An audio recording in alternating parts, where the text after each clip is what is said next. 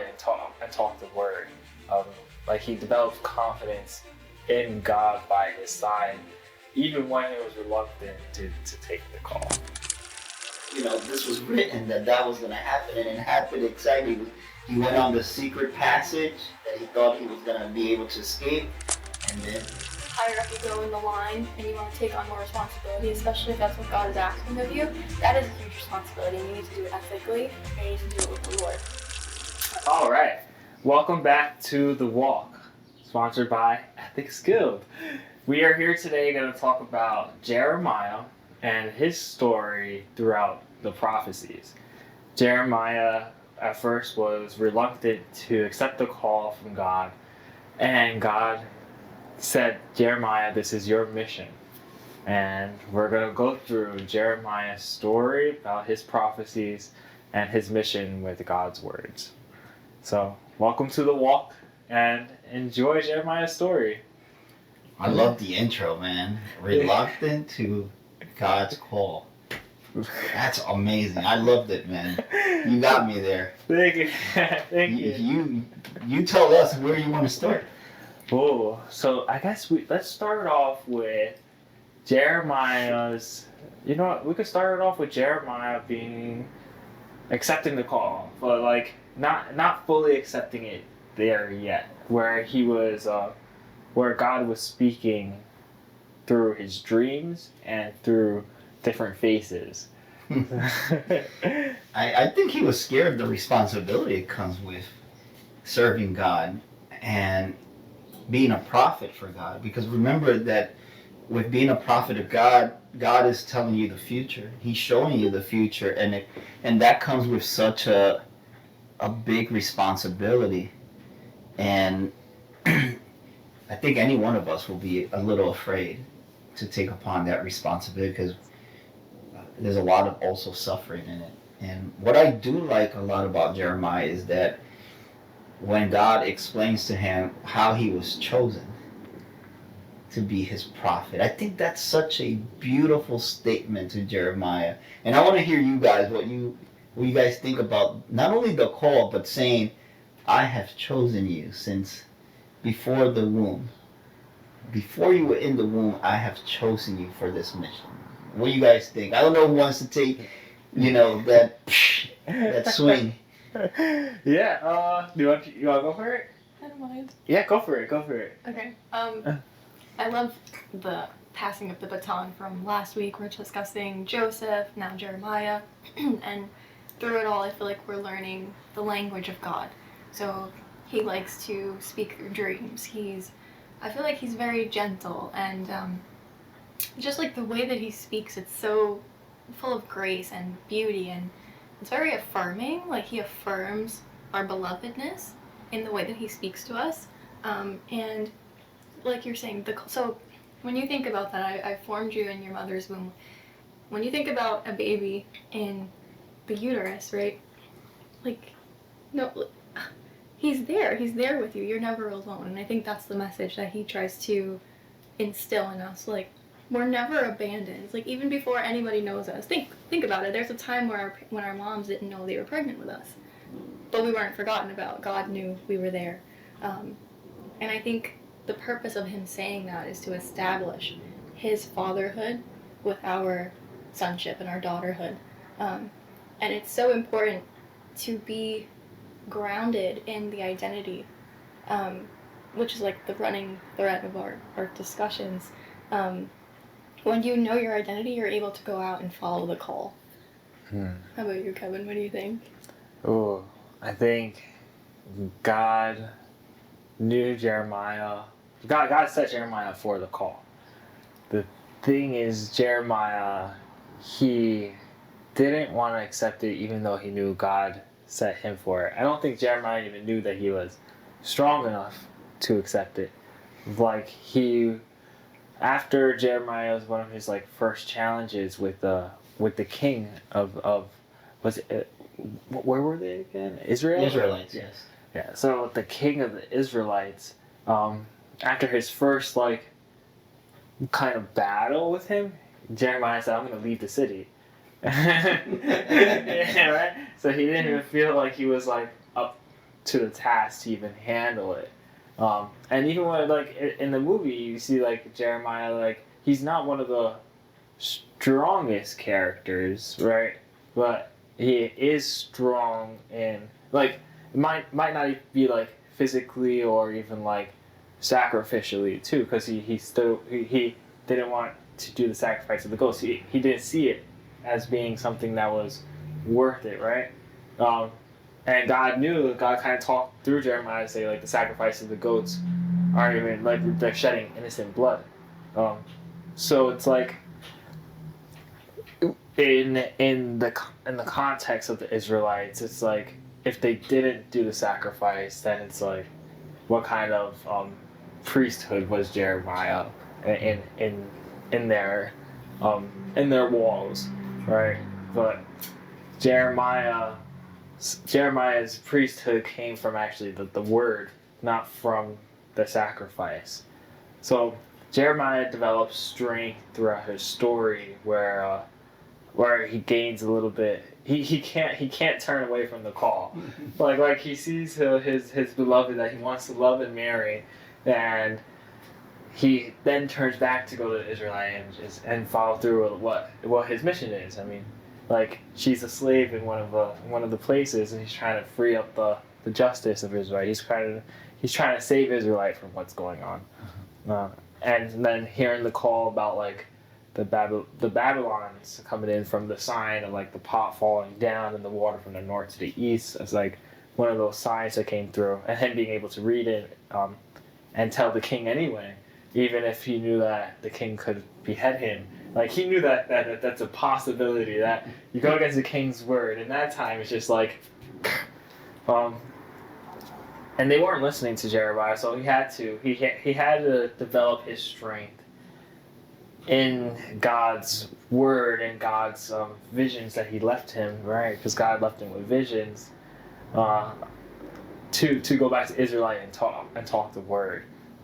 Like he develops confidence in God by his side, even when he was reluctant to take the call. That must have been so hard for him too, like to think about like you're in love with somebody and you have to choose something that you can physically, you believe it's more tangible than the love of God. That must have been abrupt, and I wonder what went through his mind. It's like, he must have felt confused, don't you think? Like, because remember, he was wrestling with the idea of serving God, but then God is like, hey, this is not a matter of, you making a decision. You will make a decision because you will little by little understand that this is your mission, and I will show you how to get it done. But just the struggle of being in love with perhaps the woman that he loved so much, and then suddenly it's like giving up that because there was something bigger than that. And sometimes we have a hard time understanding the bigger picture. Jeremiah was there to warn the Israelites about the Babylonians coming and to not make treaties with the Egyptians. And because I could just imagine what God showed him. What God was warning, like, if you don't do this, Jeremiah, it's either that love, that selfish decision of being happy, or trying to commit to that your whole, like, many generations don't die because of this. And that's a big responsibility that Jeremiah, through the book of Jeremiah, learns, and also enduring the pain. Mm-hmm. I believe they call Jeremiah the prophet of lamentations, because he did suffer a lot. Like you said, Kevin, going to the king, speaking things. What are you? I want to bring you to this, because I'm pretty sure I want to hear Autumn's in your that when he's talking about these prophecies, and suddenly the king has his own messengers, I guess, and council, and they're calling Jeremiah the false prophet. Like, What are your thoughts about that, guys? I want to hear because I know Autumn has something to say about that. Oh, yeah, there is a lot to say. It showed me, especially reading it, the downsides of having a closed heart. And when you compare what does it mean to have an open heart versus having a closed heart, when you have a closed heart, you have a prophet in front of you, and something that the king kept saying, especially in the movie, was, I'm asking God for a sign, and where is my sign? And you have Jeremiah, and he's prophesying what God is telling him, and he's like so cold-hearted, so shut off that he's like, no, this is not what I want to hear, and therefore, like, I will not listen to you. And it makes me think of this analogy where there's a stowaway at sea, and he's praying every day, Lord, save me from being in the middle of the ocean, and these ships come by, and he's just like, no, like, this is not the way I want to be saved, Lord, save me. And like 3 ships go by, and by the end of it, he's like, Lord, how come you didn't save me? And he's like, I sent you 3 cruise ships, what are you talking about? And it makes me think, okay, when God is speaking, our ears open to listen to his word. And so far, since we've read Moses being in the desert, there's a similar thread going through all of these talks so far, and I can't help but think, like, our God is so good and gracious because he's telling us how he wants to be loved, and then he's also explaining his language of love. And it's very delicate, and I feel like there's a lot of confusion where people can say, oh, his justice and his wrath, like he's very angry, but when you sit and you actually absorb what he's saying, the reason that Jeremiah is warning Israel is because they have false idols again. And what happened in the desert, right? When the golden calf was erected. And he asks us there, I am the one true God. Don't pay homage to any other false idol. So as soon as there's idolization, there's the big no-no, right? So that's where, okay, he's so good and gracious that he's warning Israel. He's like, my beloved, like, I'm here. Why are you turning your back on me? And so the fact that they're calling him a false prophet, it already means they've lost sight of who he is. They've already lost sight of who God is, and they've interpreted their own, right? They were worshiping Baal, which honestly, people are doing right now. People do that today. There's Balenciaga, which is really to Baal, and that's very controversial, but they have a lot of terrible things that they do with kids, and it's in our face. It's on commercial boards, it's on billboards, it's all these celebrities walking around, and already when there's false idolization, you're like, okay, there's a thorn in God's heart because we're already betraying him, and by not giving him all of our love. So when they are classifying him as a false prophet, I'm like, okay, wow, this is a big lesson. Where does my heart lie? Is it open or is it closed? And what am I doing every day to make sure that I'm honoring God as first place in my life, and that I'm giving him my love? Because in actuality, when we're reading all this stuff, he asks us for the most simple things. And what is that? It's our heart and our love. And when I have these conversations with people who are very angry and they don't understand, I'm like, you've forgotten the language of love. He doesn't ask anything of us that we can't handle. Yes, you guys. Oh, I love that. I love that. That's actually really great. It is the conversation through love and getting from there. I think from the false prophecy, from calling him false prophet is I remember in one of the chapters, one of the stories, the commander, the general, goes to the king and tells the king, like, why would God betray the king? Right? He has so many priests around him, and he has his court. He has the highest of the courts there. So why would God just send Jeremiah, a humble servant, that couldn't even practice his priesthood because he didn't go through with the sacrifice? Instead, his sacrifice was his word. Like, he kind of sacrificed himself from going through. So it's like you have the court that's so, like, well rounded, and it's believed to be the best in that time, right? So it comes through from, like, pride and humility. It's like sometimes hearing prophecies is not going to be from the highest. Sometimes it's from not, and he was not like Jeremiah was the lowest either, but sometimes it comes from the humble state of where it's at. So like prophecies, it's the realization, it's how someone talks. Like the people, like Jeremiah, one of Jeremiah's friend that went through was the scroll guy. I forgot what his name was. Oh, But Baruch. yes, Baruch. Yes. Because he heard the words of God coming out. He said, "Oh, God's working through Jeremiah right now. I had to scribe it and put this on the scroll and start speaking Jeremiah's words out." Mm-hmm. So he became like Jeremiah's messenger.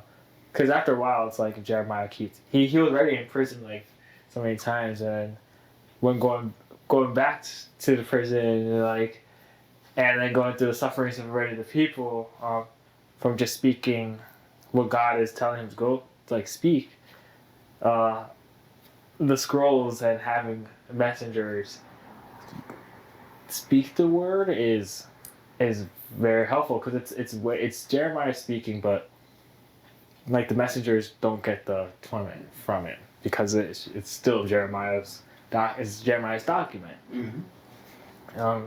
But yeah, that's one of the things that I picked up from it. I love what you guys said because it puts on debate, not even on debate. I would say it puts you into this perspective of thinking that status versus God's empowerment, and even that happens with us in today's society as well, where we believe the guy that's well suited, looks very well established, is righteous, but God chooses who's righteous, and that's where Jeremiah falls in. Because you guys hit it on the nail with he didn't even did the sacrifice, so he wasn't considered to be at that level. But who is to tell God otherwise when he pushes you above even the king? Because that's what I believe God did with Jeremiah. He was like, because you're my messenger, you are me down there, you represent me, you are my spokesman, and for that you are above everyone. But also those unpopular decisions that it's hard to choose, God's side, and that's the awareness too. You will go through a lot of trials and tribulation because a lot of people will go to their comfort zone with society and what's popular, versus Jeremiah was speaking things that seemed destructive, but he wasn't afraid to speak the truth. I believe sometimes we are afraid to speak the truth a lot of the time because of what other people, how they were interpreted, how would they take it, what damage would that do to your image. But if you do it for God and you're being that Jeremiah in that moment, should you really be afraid of the consequences if you know that God will make it just and fair in its given time? And he doesn't do it just for you, he does it because he's just. And you stood up for what was the truth. Jeremiah suffered a lot. He was thrown into, what was it, that well type? That well type that The was... sister. And yes, and he was abandoned there. And you can hear him lamenting, but also praying to God all the time. And perhaps he got a lot of the physical, psychological things he had to withstand. But today is not so much physical. It's more of, we will segregate you. And for that, you're not welcome, and we will put you to the side. And God, on the other hand, and that's why I wanted to ask you guys, because God teaches us through Jeremiah how to really parenthood. Because think about it, he sends Jeremiah to warn us. And then he says, well, I've done everything that I can to warn you, and you still don't believe me. Now comes the discipline, the consequence of your acts. Until you learn the lesson, then you would come back. What are your thoughts about that, guys? I don't know, Kev. What about with God teaching parenthood from. Yeah, like for example, why would God care so much to warn? Because you got to remember, Jeremiah was walking to the temple and to the palace almost like every day. Yeah. Oh. God was telling him, go, and Jeremiah was like. He was like, no, not yet. It's like, oh, not again. Like, I just went there half an hour ago. Like,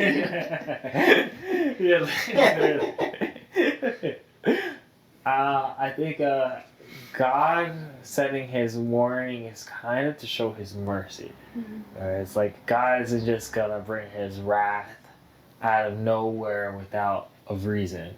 So it's kind of like Jeremiah is there to give them the warning of the wrath if something doesn't change. And the king of Israel, he did do a slight change, which he freed up all the slaves before Babylon came, which then got Babylon to retreat. And right after Babylon retreat, he took back all the slaves. So it's kind of like the warning was there, the king listened to the warning.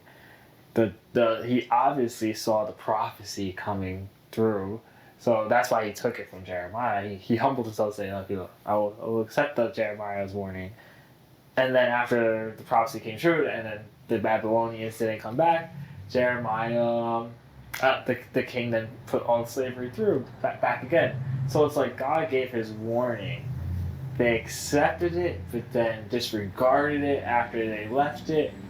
And from that, God is going to give his wrath through. It comes from that discipline. Like, hey, they accepted the warning, but then it wasn't a true acceptance, because then they just went back to it. They used it. Yeah, and it's not like God's going to give another warning back to them. It's like we see through like when God gives his warning, he gives them once, and maybe he'll go like a second time, like with the 40 years in the desert, right? So maybe he'll give it like a second time, but he's gonna show, like he's gonna give the wrath portion, like even in the desert, their wrath was the generations, their 40 years, because they didn't accept God's warning, his callings. So it's like, yeah, he gotta accept that the warning's there. Like God will give his answers before he gives his disciplines over. What is your take, Autumn? I have a lot to say. Bear with me, please. We have a very humble God, so he doesn't mind telling us something till he's blue in the face, so to speak. Like, he will repeat himself over and over again. He doesn't mind. Like, even there was a point in the movie too that we were watching where the king says, "Oh, you're gonna grovel at my feet." Like, God doesn't mind humiliating himself in order to get our attention, and that is because he values eternity. Like, we forget why. He loves us so much, and when you think about eternity, he wants us with him, and so hell begins on earth. Like, we choose to live hell on earth right now. We can choose to live heaven on earth, or we can choose to live hell on earth. And hell is a choice. So Jeremiah is warning the Israelites. He's saying, listen, you guys need to repent, please. Like, the Lord, he's asking you to turn away from your ways. And what are they doing? They're not listening at all. They're choosing hell on earth. And it saddens him to the point where he will continue to try to get our attention, but at the end of time, right, people like to say, oh, God's so angry, he sends everybody to hell, and it's not true. Like, he honors our choice. If we're choosing to live a life separate from him, what is hell but a separation from God? I remember reading somewhere that even like an atheist right now who's living without God still feels love from his family, still experiences joy. What is this holding him but the hand of God? When a soul is sent to hell, that hand is removed. So where they didn't even realize, hey, God is actually around me and getting me through, the entire presence of God is ripped away from this soul in hell. And that is like the reality. Like, there's only hatred in hell, there's cursing, like blasphemies, because God is not there. And if you're going to live a life on earth that's separate from God, where do you think you will go? And it's just like black and white. It's as simple as that. So when I was reading Jeremiah, I can't help but see God's love for us and how he will stop at no avail to get our soul to heaven, to be with him. And I was also fascinated too by Israel's response to Jeremiah, because it's exactly what they did to Jesus too. Like, they weren't ready when Jesus came, and he's prophesying and telling everybody about heaven, and he's the Son of God, and they rejected him too.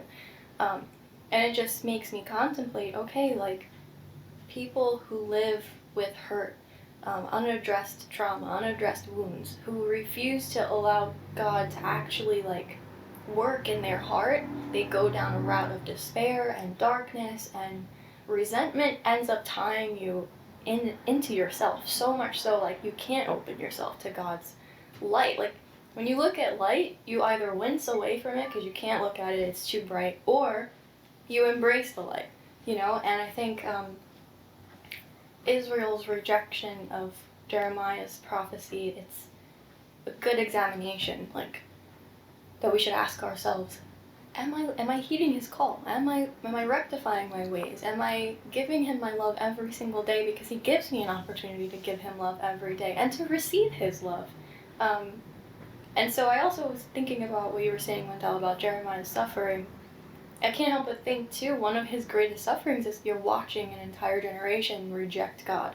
And he's saying, listen, this is what he's asking of you, and it won't come to pass if you actually, like, repent and love the Lord with all your heart, with all your soul, and all your mind. And they're like, no, I'm okay. I'm better than that. And it makes me think of today, our generation. I don't know if you guys heard about the 70 Christians that were just beheaded in the Congo. To think about that, you have these terrorists coming into these people's homes in the middle of the night, gathering them up, and then you're killing them in your church. You never know when your time is coming, but it's like nothing new is under the sun. People will still get angry at the love of God, because when you hear the word of God, what is coming through but his love? And if your heart is so cold, when you hear his word, it's either like you're going to get enraged because you're like living in so much sin that it angers you, or it's going to soften your heart where you understand, hey, like, my identity is son and daughter, and this is I have an inheritance, this is my kingdom in his heart. It's the language of the simple, but it's so effective. And that's another thing too. Sin is so boring. It's so boring. Repetitive. It's repetitive. It dulls you. It drains you of life, and heaven and the love of God bring color. And you can contemplate heaven forever because it's so beautiful. My man, Blessed Carlo Acutis, he has a quote where he says, everybody is born an original, but most people die a photocopy. And I love thinking about that, because each one of us, like, we were born for times such as these. Each one of us have beautiful gifts and virtues that the Lord gave to us. Why are we all trying to imitate each other and lose that originality that he gave to us? And the more we sin, we're losing what he's given to us. And thinking about slavery too, we were not made for slavery. And I love reading Jeremiah too, because it's like this constant affirmation of, you were not meant for slavery. And the minute that we find ourselves caught up in slavery, God comes and he's like, no, you were made for more. And the devil wants us to think we were made for slavery, you're made for chains, and it's not true. It's not true. You know, also where you get your counseling from is also what Jeremiah shows us too. Kevin, you were talking about, like, you know, the king, this general, and I from a psychological perspective, there's three ways you can identify where you're getting your answers from. Either it's from ego, pride, or confidence. And if you listen to what this general is saying to his king, it's out of pride and and ego. Because he's telling him what he has, or your power, the people, you have all these, why will you trust in only one man that is confident enough to be telling you unpopular things? So even the king with all his councilmen, couldn't acknowledge the fact that this man, what did he have to win or lose? You have to have a lot of confidence, especially if you're talking about God and being the messenger and prophet of God. That means you're so confident about it that there's no denying of the truth. Versus a whole council team, a whole general, and that general is very arrogant. If we are choosing to listen with pride, ego, or confidence, and for what I understand in my life is, if you read the Bible, it's all about confidence. You know, how he empowered Jeremiah is through confidence. He doesn't tell him,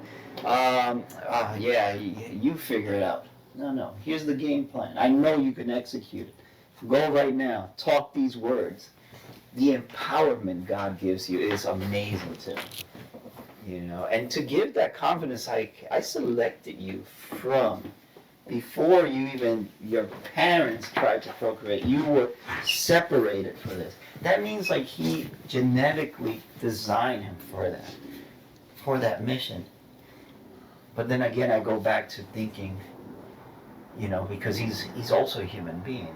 He was a prophet. He probably felt loved by God, but God knew he was suffering too. You know, I can just put myself on his shoes a little bit, and what do we do when we throw somebody in a well for days and we ignore them, right? I wonder what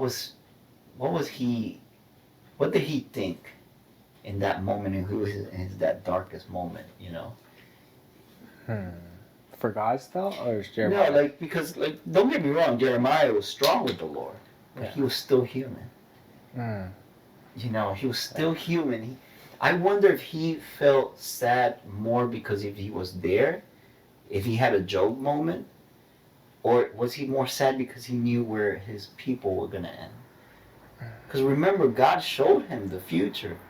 I believe even Jeremiah God was so good to him, he saw predictions of Jesus in his prophecy. So think about it, knowing that information. Yeah, I think something that we see with God's peoples and His prophets and His messengers, almost all of them, we see that they endure sufferings. Is it to? I guess one of my questions to God, to just open up in the air, it's like, why the sufferings? Like, why go through the suffering? And what does the sufferings prepare for? Because they all prepare for something. They're all preparing them for something. And God doesn't say to His people like, "Oh, I'm just gonna make your lives easy. I'm gonna give you guys all luxuries, give you guys the finest of cloaks." The Lambo. Yeah, the Lambos. Yeah, right. Instead, God's people. God lets His people go through certain things, but I think, and one of my things is like for His people to experience the lowest lows, so they understand who they're saving. Like maybe that's like why God puts them through the sufferings, because it's like God isn't just saving the luxuries. He doesn't just want to show the luxuries or show what's going through. God's saving the people that are also going through those sufferings. Like the reason why God brings these up to the, for example, the king that wouldn't know the sufferings, but then the king is witnessing the sufferings through Jeremiah. Very good. Right? I love what you said. I want to ask you guys this before I lose the train of thought, because you opened this question in my head is, do you believe that the prophets suffered to signify how God suffers for us? Ooh. I don't know who wants to take that grenade. All the 100%, because I think we forget how His heart hurts when we don't listen to Him or we're not returning His love. And jumping back to Genesis really quickly, when God created the world, he said it is good, but he never said it is safe. And we have this understanding like, oh, we're just going to have everything easy in life, and anytime there's an ounce of suffering, we're like, we throw up our hands and we're like, what is this? This was not in the cards. But really, I think when we endure suffering, it makes like a pathway in our heart where we're very open to his love and to his presence. And it's a mystery, but like you look at the kings and, the life of luxury they were living, and then they end up idolizing false gods, or they end up worshiping power and status and authority. There's a humility when you endure suffering that allows room for God in your heart. And I think Jeremiah, he was running away from the call at first because I feel like, it's scary. Like, you're choosing me, why me? Also, God is an adventurer, right? So then he's like, what journey am I going to go on right now? And he tries to run away from it because it means, like, when you answer God's call, you're giving your yes. That yes is a resounding yes. It means, like, I'm going to give you all of me, use me as your vessel to whatever end that may mean. And I do think, like, their suffering, because then you have Jesus, right? And Jesus, his suffering in agony in the garden, he was so heartbroken because he's seeing for ages and ages to come the people who will not listen to him and who will still be damned. And he was sweating blood. And you think about his broken heart, like, the Bible is a love story to us. He's constantly rejected. He's constantly not listened to. It's like every other time. It's like, oh, we're not listening again. We're like doing a notebook. We're having another false idol again. We're forgetting what he's saying again. And yet, that's my favorite part. And yet he loves us. And yet he still says, you're worthy of my love. And yet we have heaven that's open to us. It's so beautiful. But yeah, the suffering, I will say, at least from experience too, it, like this image right here, it makes there's an opening in our hearts, because our hearts have the capability of becoming like stone. And when we endure suffering, it's amazing. It just allows us this openness to receive him and let him dwell in our hearts. I don't know why, but it does. What's your take, Gus? Yeah, like 100% God, like, shows us the sufferings of his people through the prophets.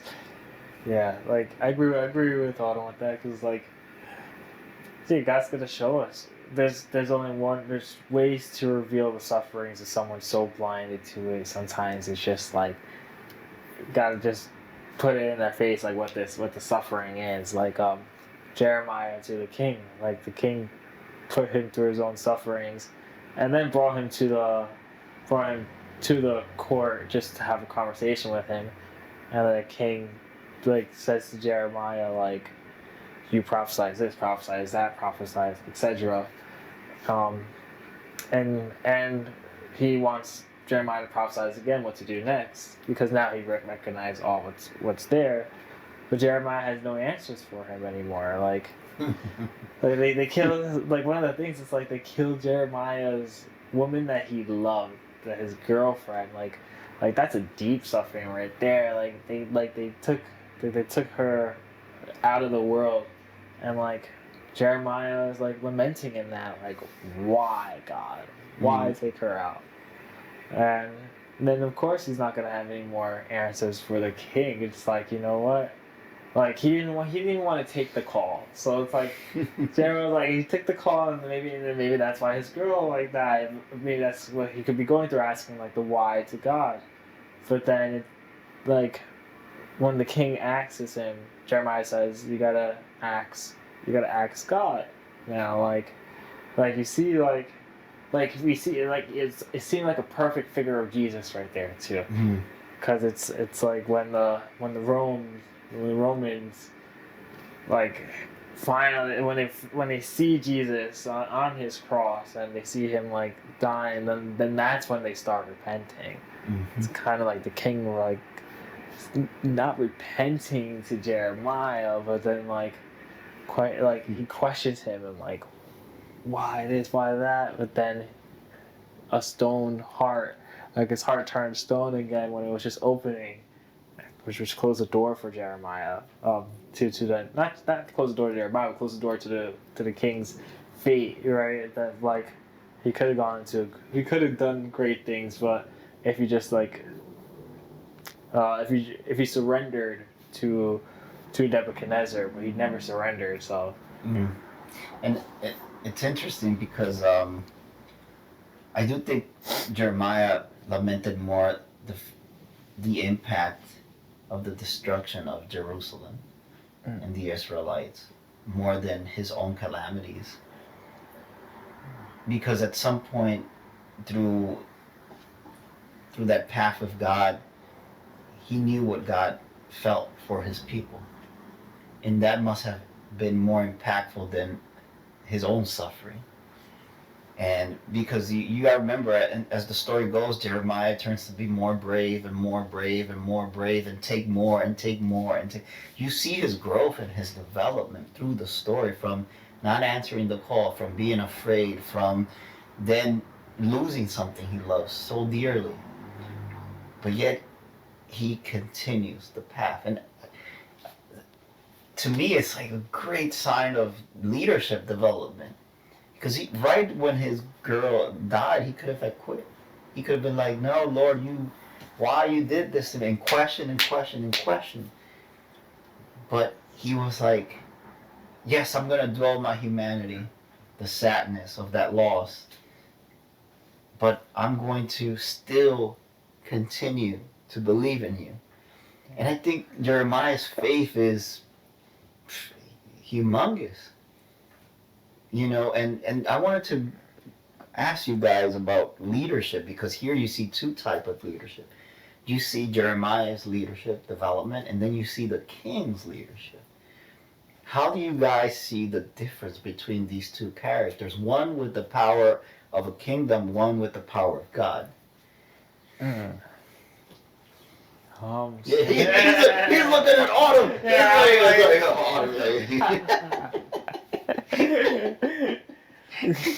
Poor Kevin. Kevin went like this. There we go. Either or. You ready? Go ahead, Kevin. Okay. So yeah. So with the king's leadership, the king is like, just do as I say. Jeremiah's leadership is like, he gives the answers, but he wants them, something to reflect on. Like, I'm going to tie in some other podcasts we did.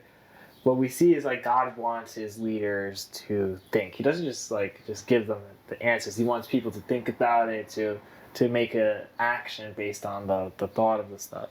So like Jeremiah, he gives his people ways to think, and gives them the answers of like, this is what happens if you don't think about this. Like with the scrolls that he gave his friend to read out the prophecies to the people, like that was a way of like messaging, thought-provoking ways of like, when Nebuchadnezzar and the Babylonians get here, lay down your swords. Like he was telling them, lay down your swords, surrender to them because X, Y, and Z, right? And meanwhile, as the king is like, with that king's leadership, it's more like pride and power, and that leadership doesn't go well, because it's like, the first thing is like the pride. Like Jeremiah tells him, like, when Babylon got here, you gotta surrender. And you're not gonna lose your life, but you'll become a slave. And he's so open about it. Like, he doesn't beat around the bush to it. He doesn't necessarily care about the king's feelings. It's just like, this is what's gonna happen. And the king just has pride, and to be like, he slaved all these people, but he wouldn't even become a slave himself, right? So like, he wouldn't even become a follower himself in a sense. He just wants to give the commands and orders upon things. That makes him like a slave to power. Because without the power of his kingdom, he believes that he's a slave already. Mm-hmm. And Jeremiah was telling him that too. He was telling him, well, you're not a slave like as in the name of the slave, but you are a slave to that power, right to that thing. So it's like that king wasn't like, he wasn't a fair or just king. Like Jeremiah, he like, in my perspective of leadership, kind of have to know what it is like here and here to understand like how here is going to impact down here. But if you only know what's here, you're never going to know how to impact what's down here because you just didn't like go through the experience of it. So like a kink, it's kind of like a double standard up here. It's just like, oh, you guys are really suffering, but like, how are you guys really suffering? But he doesn't understand because it's just up here. You just only stayed in the world up here. Like God, and like that's the thing with God. With God's people, He brings them down here. He brings them through the sufferings to show them like, you are here and you are here. Help what's here to get that's up there. Like with Job. Job was here, brought down here, put them up here. The Israelites before the desert, up here, down here, to be brought back into the promised land. So God does that a lot with his leaders. Even when they're here, it's like, let's show you what's here, and then let's bring you here. Joseph was up here with his father, brought down into slavery, brought back up into like Egypt, ruling over Egypt. So like God's in my perspective, for proper leadership, you had to have understanding of, or the experience, not even understanding. So you got to go through some kind of experience of being up here and being down here to raise up again. I'm going to add, because I know I said the king Jeremiah, I'm going to add Nebuchadnezzar to your request. And I'll take Nebuchadnezzar as well if you want to, Ken. Like, 'cause Nebuchadnezzar is a very, I guess, I would say very weird character in the Bible. He's an instrument. That's what I was going to say. It's interesting because he says God's working through the Babylonians in order to purify Jerusalem. So, that's interesting. I just want to examine God's leadership for a minute, because God is just, God is wise, He's all-knowing, and the minute that, like, we as humans, we tend to let power and authority get to our heads, and we get, like, drunk off of it, and we're like, oh, like, I'm a god now, like, I have all this power, when in reality, like, when you, like, offer up your leadership to God, what better way is there to walk forward, knowing, like, okay, He's guiding my thoughts, He's guiding my steps, He's guiding me in how to manage these people and their situations and do it justly. And so I feel like when you bring Him into your leadership, you can't go wrong, because He's walking with you and guiding you. And then you look at the kings, their demeanor, it was very like, I'm going to remove God from this equation and walk forward in, like, sinfully, really. And then you have Jeremiah. God always calls His people, like, from out of the woodwork. It's always like the least person you'd expect, which I love. And when he refuses, I'm going to circle back for a minute, when he refuses to perform the sacrifice, it's because God is telling him, you need to explain, like, what's the point of doing the sacrifice if your heart is not pure? It's not here. And it makes me think of John the Baptist. What happened? He called them out for being an adulterer, and you're laying with your brother's wife, and all that stuff. God will always correct us. And it makes me think too, like, sometimes correction done in private is always a good thing, because you should never, like, to have a public correction with, like, your friends or someone. If you need to correct somebody, it should always be, like, behind closed doors, so you don't, like, embarrass them in front of everybody. But it does make me think, like, it's such a beautiful act of love when God corrects us, because He doesn't want us continuing down the wrong path. And so, how do you guys feel about correcting somebody who is walking on the wrong way? do we run away in the beginning, or do we have a conversation with them? Because I think part of Jeremiah's suffering too is because they didn't want to hear that they were sinning. They didn't want to hear it.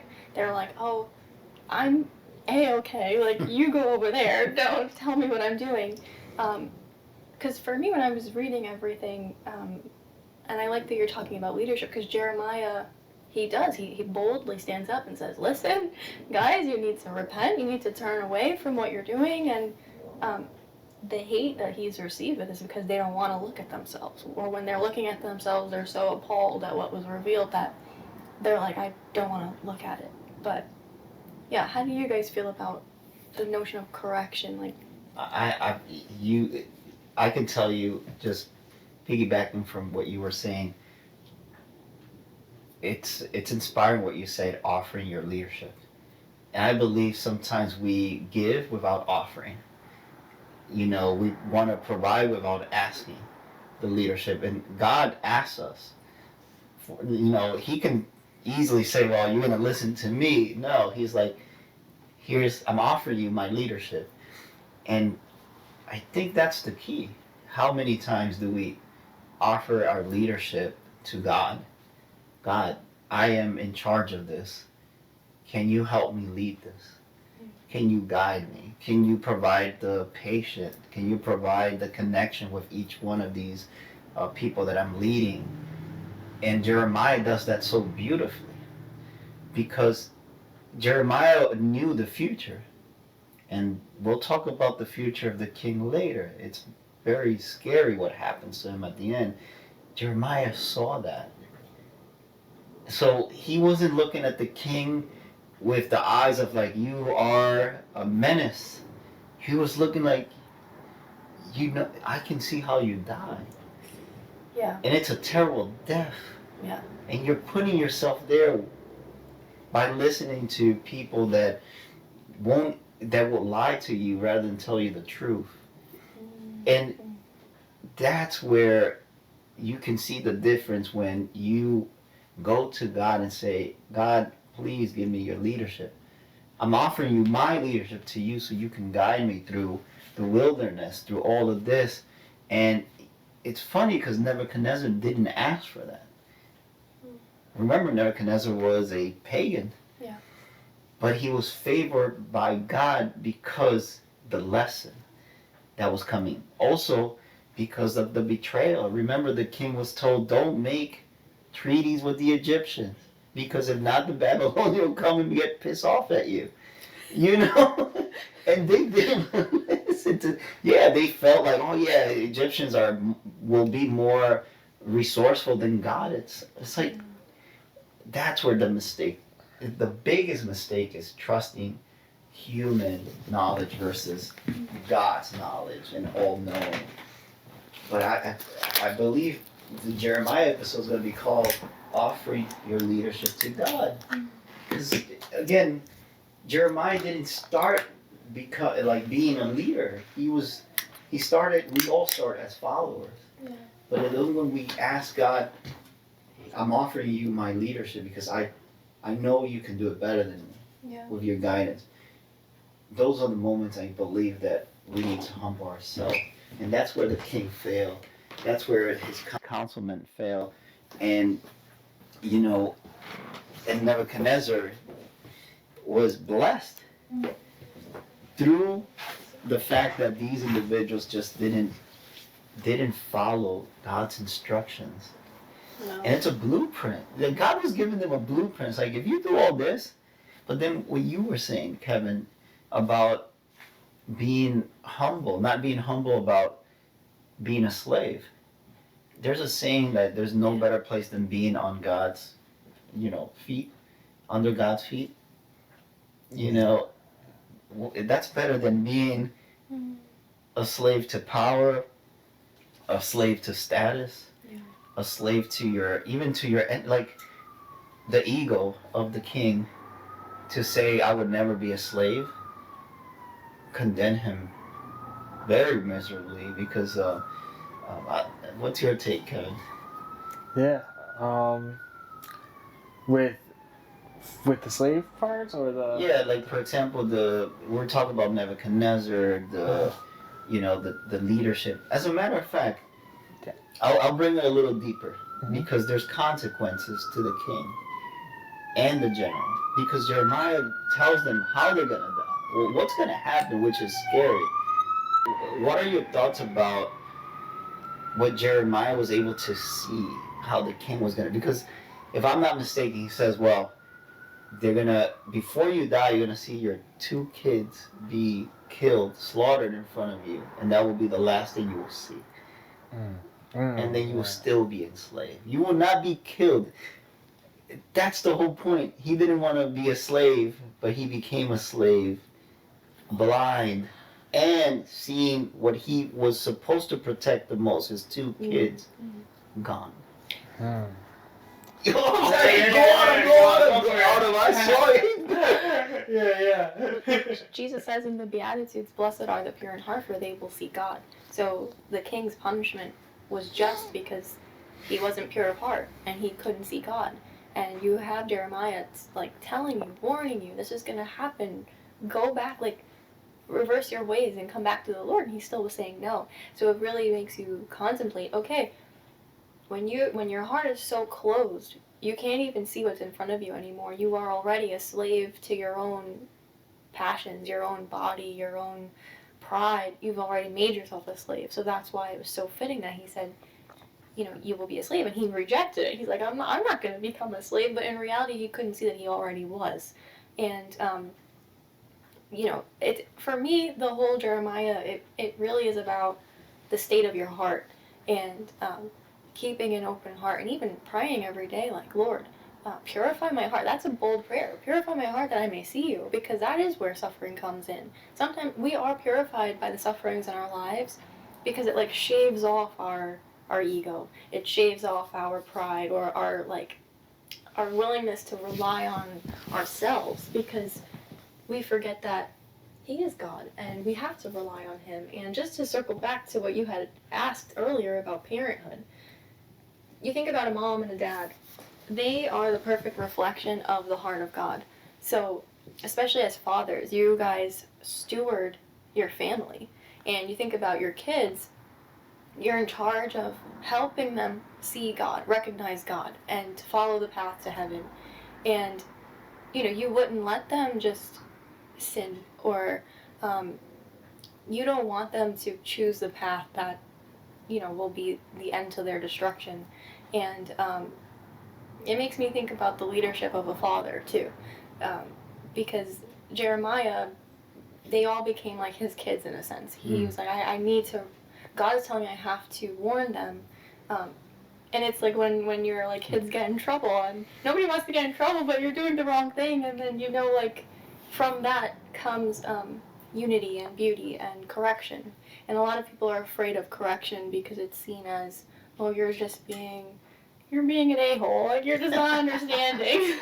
You're being a jerk, buddy. Yeah, but correction is important. So, this is for you guys, but how do you take, even your fatherhood has to be offered as a gift to God so that you can steward your kids well, too. And I like what you were saying, Wendell, about lying to somebody, instead of giving them the truth. The longer you go down this path, it will lead to your destruction. And it's so hard to tell somebody that, but it's almost like Jeremiah was saying, this burden is mine. And then it's well, then you have to answer to God at the end of the day. So, yeah. I want to give a little testimony. You can answer the question. Kind of the same thing what happened where I worked, the last company I worked in. It was that. There was this person that, even though they were always doing wrong up against me and other people, I will still pray for this person. And I was like, Lord, this person one day is going to be their own destruction. They're going to meet the wrong person at the wrong time, and their whole career will be gone. All the years you have put together as a leader will be just like that king, destroyed. And I remember when that communication was broken, because I after correction and correction, those one-on-ones, and also even, a lot of one-on-one, and explaining the whys, and explaining, you know, check yourself, understand you're in this position. There's an etiquette, there's a moral, there's an ethics, there's God. You know, your your position is about to love. The more you love, the more you give, instead of the more you should be getting. The more you give is where you get the most. And it got to the point where one day, you know, that correction, because again, that correction came from somebody like Jeremiah, coming from a person that wasn't above them. How many times do people listen to those that are below, some that they portray as somebody below? They want to hear from somebody that's higher to impress them. But the person that is higher, they don't show their true colors. They show that to the people below them, because they're trying to impress the next stage. So to me, it's an eye-opening, because no matter how much you are saying to this person, all I can do is pray. And I, like, even though I cut the communication, because it was getting to the point where it wasn't healthy either for me or that person, I never stopped praying for that person. But I know, and I pray that this doesn't happen, but it's almost like I know that that's going to be their own destruction, not changing that behavior. And it saddens me, because this person doesn't have a bad heart, but can't see beyond their own ego and their own fears. And that also limits them to offer their leadership to God for guidance. It really limits them. Yeah. Go ahead, Kevin. Yeah. Like, leaders that are there and they don't accept God's calling, or offering their leadership to God, it goes downhill really fast. Like, even as Nebuchadnezzar was utilized as an instrument, Babylon still fell. Alright, and it is kind of like Nebuchadnezzar, like, he was usually, but he didn't like do things like always righteous or justly. Like, Nebuchadnezzar was cruel. He was a tyrant. Yeah, exactly. He was a tyrant. And like, that was a king that God favored and still went downhill. So it's like utilizing your leadership as a tool for God it's important. Because a lot of people's they go through with their own destruction. It's goes from like, are utilizing your gifts for the better good for like the people around, or are you just doing it like selfishly for egos, for status, for etc etc. And God's people are always gonna talk at a place. It's kind of also like humble authoritarians, like from the people in power, where it's like you have these people that kind of like patterns that are recognized early can save somebody from a whirlpool of things. Like Jeremiah, he recognized the pattern in that kingdom, where will that go, and God revealed to him the issue that will happen. Like, history repeats itself. It's like, if a leader is repeating a certain pattern, especially even when it's like a biblical pattern that goes on, that we see in the Bible, in the stories, it's like the Bible has these stories for a reason, has all these stories in there for a reason.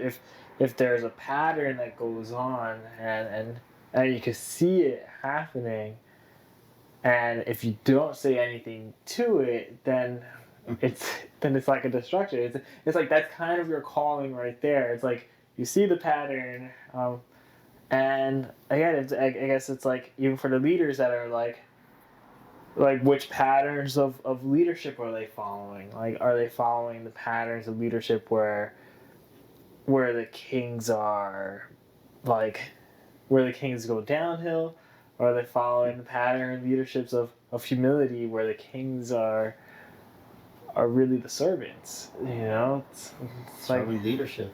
yeah. You're right about that, Kevin, because I'm thinking about what Autumn asked is about the accountability, and this is where we need to recognize good accountability versus bad accountability. Right? So what is good accountability? Understanding that there's something bigger than you. Recognizing what's the purpose of you holding first yourself accountable, but to what standard? Who are you measuring against? Yourself, the boss, or God? So a lot of accountability comes with good example. How many leaders in your career have you seen coming late every day to work? Something as simple as being punctual. Yeah. Right? And they will ask everyone else to be early. And if you don't, they will write you up. Oh, I didn't experience that. Well, you're probably very privileged and lucky to see that, but you go to most companies, just because your salary doesn't mean you don't have the accountability for yourself, for God, and for the people you serve to be there before your people even there. Think about this like being in the most drastic situation. You're at war and all your people are there and you don't show up until like 20 minutes later. When you open a store and everyone's outside either in the bitter cold waiting or in the hot weather waiting, and you decide to not show up on time, what does that accountability look like? Imagine if one person said, hey, boss, you're always late. What does that person normally do? Retaliation. They start looking at them differently. And people are scared to talk because of those things. That's bad accountability because the example needs to be led by you first. But again, you have to check on the what moral code are you doing. Because if you're going to do it for your own, it's like, yeah, well, nobody can tell me anything because I'm salary and X, Y, and Z, and I hold everyone accountable. Honestly, there's something bigger than you out there that you should measure yourself with if you want to be better. Because if you're measuring yourself with something that you believe there's no silver linings, you're making a fool out of yourself like the king did. And then you will end up blind. The significance of that, you will see what you love the most taken away from you, and then you will be blind and blind and slaveness forever to yourself. That's the scary part of what Jeremiah was warning that king. What you were scared and afraid the most, that's what you will become, and you will lose everything. And it will be given to your, even God prefers to give that to your enemy than give it to you. And Nebuchadnezzar being a tyrant, but that shows God's love. God loved Nebuchadnezzar. And Nebuchadnezzar was a pagan. Nebuchadnezzar was a tyrant. Nebuchadnezzar wasn't obedient to the word. But that's where we don't understand the love of God, because he loves Jeremiah. Jeremiah seems like he's a very, I would say,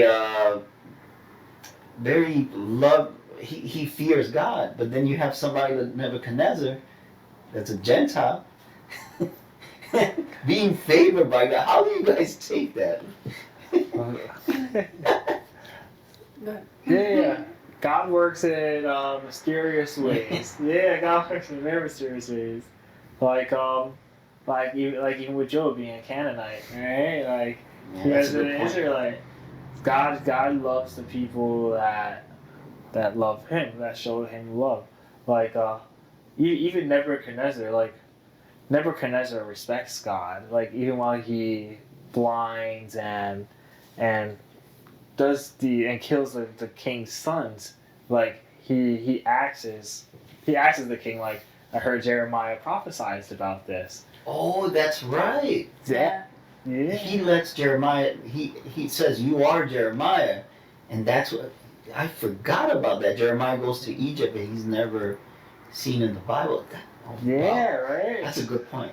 Yeah. So like Nebuchadnezzar, he respects God's word. He respects what God does, and he like that's what God. I think that's might be the reason why God loves Nebuchadnezzar so much. It's because it's not that I don't know. I'm gonna speculate a little bit. Mhm. Like I don't know if Nebuchadnezzar was praising other gods, or if No, he was. He was just praising other gods too. He was praising and idolizing himself more than anything else. Mm. But I do, like you said, Kevin, I do think he knew that God was bigger than him.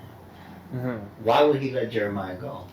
Yeah. Why? If he wanted, remember, he said he was gonna kill. He was gonna let everyone in there die, and he camped outside Jerusalem for years. Yeah, That's cruel. That is.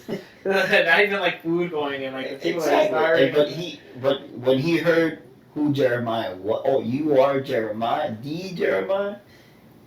It's like, yeah, buddy, you get the pass. Like, there's no question asked. Yeah, right. So Nebuchadnezzar, he knows that like that world is so true. He's not like the king. He's not like the king of Israel who just says, "Oh, like I'm not gonna pay attention to any of it." He's like Jeremiah. Nebuchadnezzar's still like, "Oh, these are the prophets. These are still God's people. I have to listen to them. I have to go by what it is." Because like I think Nebuchadnezzar knows if he did it, even if they were parts of different religions at the time, like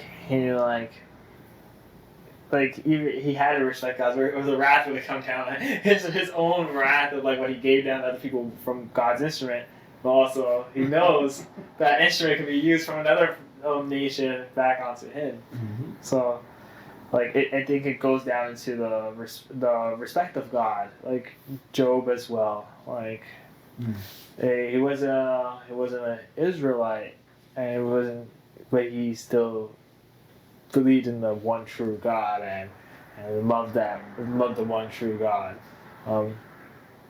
So it's interesting. What are your thoughts on? Well, two things. One, I'm thinking about how like Jeremiah's reputation preceded him, and it makes me think, do we walk, like when we're walking, does our love for God come before us? So like when people look at us, do they know that we love God? Or do we hide it? I kind of was thinking about that. Do we hide our love for God so that nobody really knows? Or is that what we are and then people understand that that's who we are? Because Jeremiah wasn't afraid. He was talking about everything so much so that he was like, oh, it's you. Okay. And then it's so interesting because God used him to to bring Jerusalem to its destruction. So the chastisement came through Nebuchadnezzar, which is interesting. We don't know the state of his heart, and like I said, I think the focus of it was on open hearts and closed hearts, but I think he allowed him to have the chastisement come through his hands, whether that be because he was, whatever his own intentions were, he wanted the land or he wanted to conquer, but he allowed it to come through. And I feel like God, because Jeremiah was faithful, that's why God allowed him to live. But, it makes me think about now, too, like, God can easily allow evil to fall in on itself. It's just, I feel like he's allowing things to be at bay, but if he wanted to, like, who's the Nebuchadnezzar's now, where evil can come through and destroy a land as a chastisement. I'm like, whoa, that's so crazy, because I don't think we think about that right now, of how God's mercy is holding us up, but there's also a lot of chaos in the world right now where easily it can just break and then a chastisement can come. So it makes me just contemplate, like, are we repenting today? Are we turning away from our ways today? Because that can happen right now, where, like, our Jerusalem falls. And it's crazy to think about, but it's very sobering because we live in a world today where, unfortunately, there's a lot of idolatry, there's a lot of child sacrifice still, there's a lot of removing God from society. And I'm like, it doesn't look too good for us with the way that, it goes in the Bible, but we hope and pray that, people can turn away from their ways of life that eliminate him from their lives. Because ultimately it's a message of love. He wants us to be with him in heaven. He wants us to return his love. So that's what I was thinking about. I can understand why Jeremiah, now just listening to Jeremiah's book of Jeremiah, why God sent him so many times. Because if we concentrate, once Nebuchadnezzar gets there and gets pissed off because he feels betrayed, and he fulfills the scriptures, because Jeremiah, this was written that was going to happen, and it happened exactly. He went on the secret passage that he thought he was going to be able to escape, and then he was caught. Just like in the scriptures. He was warned, but that wasn't the most cruel part. Because now you have Nebuchadnezzar just camping outside. He says, okay, cool. I'm not going to kill you. I'm going to make sure you suffer. And that's why I believe Jeremiah was, like, God was insisting so much on sending Jeremiah, because that was the punishment. And he knew there was going to be cannibalism. Because it talks about cannibalism. And my God, and we don't, what I realized too, in that city, there's a young man called Daniel. There was very little people that held on to Jeremiah's prophecy, because Jeremiah did say, my people will be slaves in another land for 70 years. And happened that Daniel and his friends were part of those that believe in Jeremiah's part. So Jeremiah not only warned, but he left hope to that future generation that was so faithful. And obviously we can't go too deep to my guy Daniel, that's my guy, but like how Jeremiah passed the torch. Because if you read the book of Daniel a little bit, they always talk about the promise that Jeremiah left. You would not be 70 years. Daniel and the other, I forget the name of them, they're counting the days. And you remember Nebuchadnezzar was very clever. He took the most brilliant minds and brought him back to Babylon to serve him. So it's almost like God protected the next generation and kind of like, okay, purged. And cannibalism, think about that. There was famine, cannibalism. Can you imagine the rapes that happened in there? And it wasn't even Nebuchadnezzar that destroyed them. It was themselves that destroyed themselves. What is your take on that? Kind of like shows like if God needed to do a purging, that was like one of the purges that needed to happen. And it started with their king.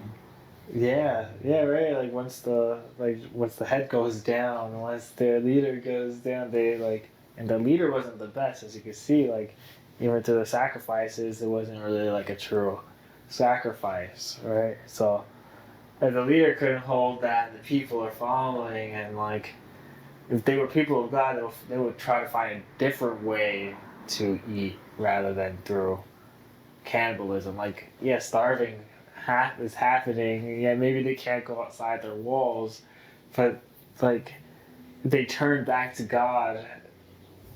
then I think they would have been good, right? But maybe it's in their own destruction. It wasn't towards turning towards God. Maybe their own destruction was from cursing God, of like having Nebuchadnezzar outside their walls. Like Jeremiah's people, like Jeremiah left hope for his people and his people that believe. Listen, and like it's just 70 years. Like, yes, another generation, but that's okay. We'll get there. We'll get our kids through, right? And like that's like one of the stories we see throughout the Bible a lot. It's like the generations, like the purgings of one generation to allow this generation into the next land. Like, even though that's really cruel, it kind of just like it needed to happen. And like maybe like the blood wasn't going to be on Nebuchadnezzar's hand, in a sense, like their own walls torn down inside. Like, that's a good point. They did it to themselves, literally, because it was either that or you will die on the hands of your enemy. Yeah, I was gonna say that too. He allowed themselves to, what's the saying, like when evil falls in on itself, basically. His mercy always comes before his justice, and he warns, and I think he even warned, Jeremiah warned the people, like, if you surrender, you guys will live. Mm-hmm. And but then I think the king interfered there, and they had a speech. That. Exactly. And so there's so many things that I was taking apart from that too. It's one, like, well, do you just go along with whatever society says because that's what they're saying is the status quo and the standard, or do you stand up for God and go against what everybody's doing? And then the evil that ended up happening to Jerusalem, it's because that was already in their hearts, and that's why he was coming and asking for a conversion. A conversion is a complete, like, turning in and of itself. Like, you're turning around. And if he's asking you to do that, it's because at some point you've gone the other way. And I think about today. What are the echoes of where, like, we're being asked ourselves to turn away from? Like, you think about abortion. Everybody has a beautiful, poetic way of saying, like, no, it's perfect, it's fine, this is great for women. What are you going to say when God is, like, saying, no, this is an atrocity. This is, like, my innocent children are dying. Where do you want to be when he takes an account of that? Because I do feel like that day will come, and when a chastisement comes, because there's their blood cries out to him. Sorry, I'll be right back. Their innocent blood cries out to him, and even though we may not hear it, even though I feel like we do, he's hearing that. If he's saying to Jeremiah, I formed you in your mother's womb, I've been with you before time, you're gonna tell me he doesn't hear their cries when they're being aborted? And I know that it's a hard conversation to have, but our generation is everybody's saying in agreement, this is great.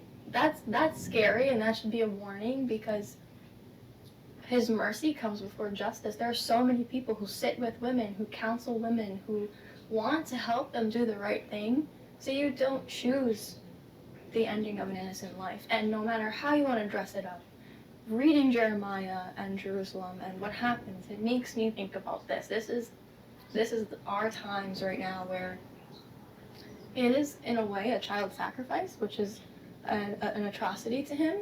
And like, if all of society is blessing this and saying this is great, that's a problem. There's a problem here, and where will you be when he comes to take an account? Because I know for sure there are other Jeremiahs right now who are standing up and saying this is wrong, and they get torn apart the way Jeremiah was. They get thrown down the cistern, they're beaten.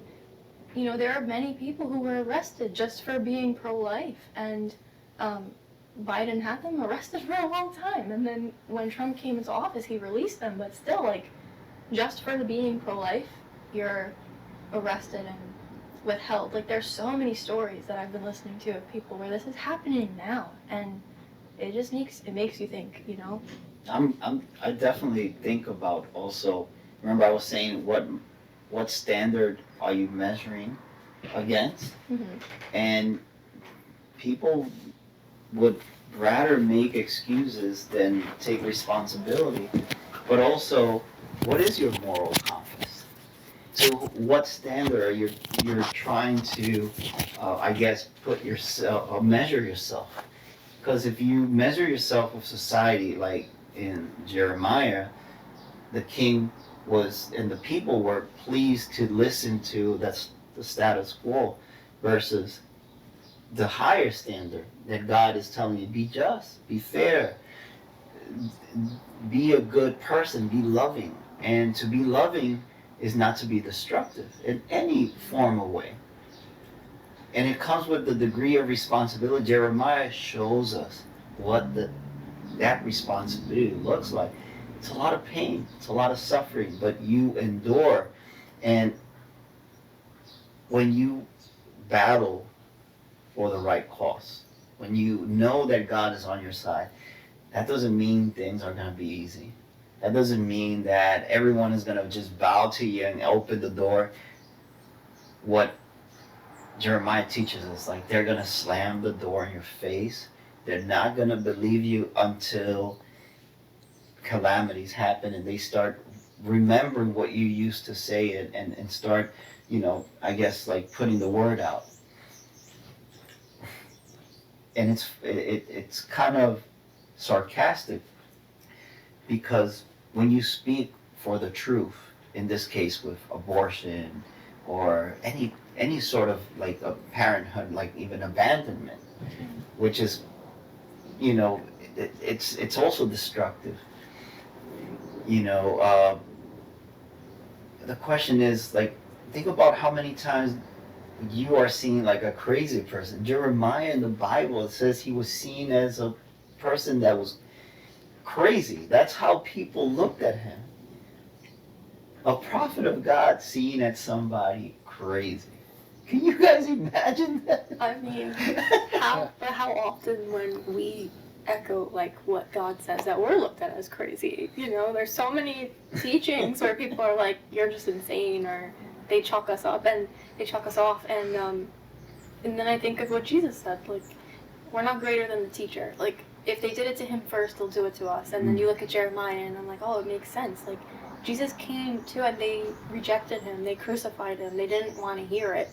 And it's still to this day. People don't want to hear it, and they will reject us. They'll call us crazy. They'll call us all these names in the book, but yet that's how we know the walk. We're walking towards heaven. We're walking towards the cross, because when you say the truth, you will be ostracized, right? He says you will be mocked. You will be kicked out of society. It's just the truth. Like, nobody wants to hear the truth. You can say, like, you should save yourself for marriage. Oh, you're crazy. You're a prude. You're this. You're that. Marriage is beautiful. Oh, like, but marriage is degrading. All this stuff. Whereas simple things that Jesus says, and you'll be called crazy. So Jeremiah is the image of that, right? And then they're like, oh, he's crazy. And it makes sense. You're like, okay. And it's sad, because think about that, Kevin. Like, every time he went there, oh, it's crazy Jeremiah. That's the reputation he had until everything became true. It's like a slap in the face when they start saying, like, oh, damn, the Babylonians are really camping outside. Yeah. Nebuchadnezzar's pissed off. Look, he's more red than usual. Because it says in the Bible that Nebuchadnezzar was really upset. Right? He was pissed because he felt betrayed. He told them, "I'll leave you in peace. Just don't make any alliances." Yeah, with Egypt. Yeah, exactly. He was pissed, so he was like, "Okay." And I think that's how the wrath of God got, I guess, like, put in together, was through that act of betrayal, because God was already betrayed many times by sending Jeremiah. I was like, okay, cool, I'm merciful, but guess who's not going to be merciful? My instrument. That's very true. Yeah, the wrath of God. What are your thoughts, Kevin? Yeah, I mean, like, imagine just like, I'm gonna put myself into two shoes. Oh, I love this. I like this. Like, imagine where you're in the king's court, and like you hear someone just come up from out of the blue and say all these things, it's like, oh yeah, they're crazy. Like, shoot them away. Like they don't know what they're talking about. We have everything under the control, right? Because that's what they have. So they're like, yeah. So then they push Jeremiah aside because no one's yelling in the street like, oh, this is what God's word is. God's talking through me. No one's yelling that in the street, right? And like, and that could be seen as like kind of like also like resentment. The king resented that Jeremiah was getting the messages, but the king himself wasn't hearing the words of what God was saying. So it's like, how can I not hear the words, but you're hearing the words? Oh, you're only hearing them because you're crazy. And it's like, boom, boom, shoo, shoo. And then he even goes back to question. He's like, how come you're still hearing it and I still can't hear it?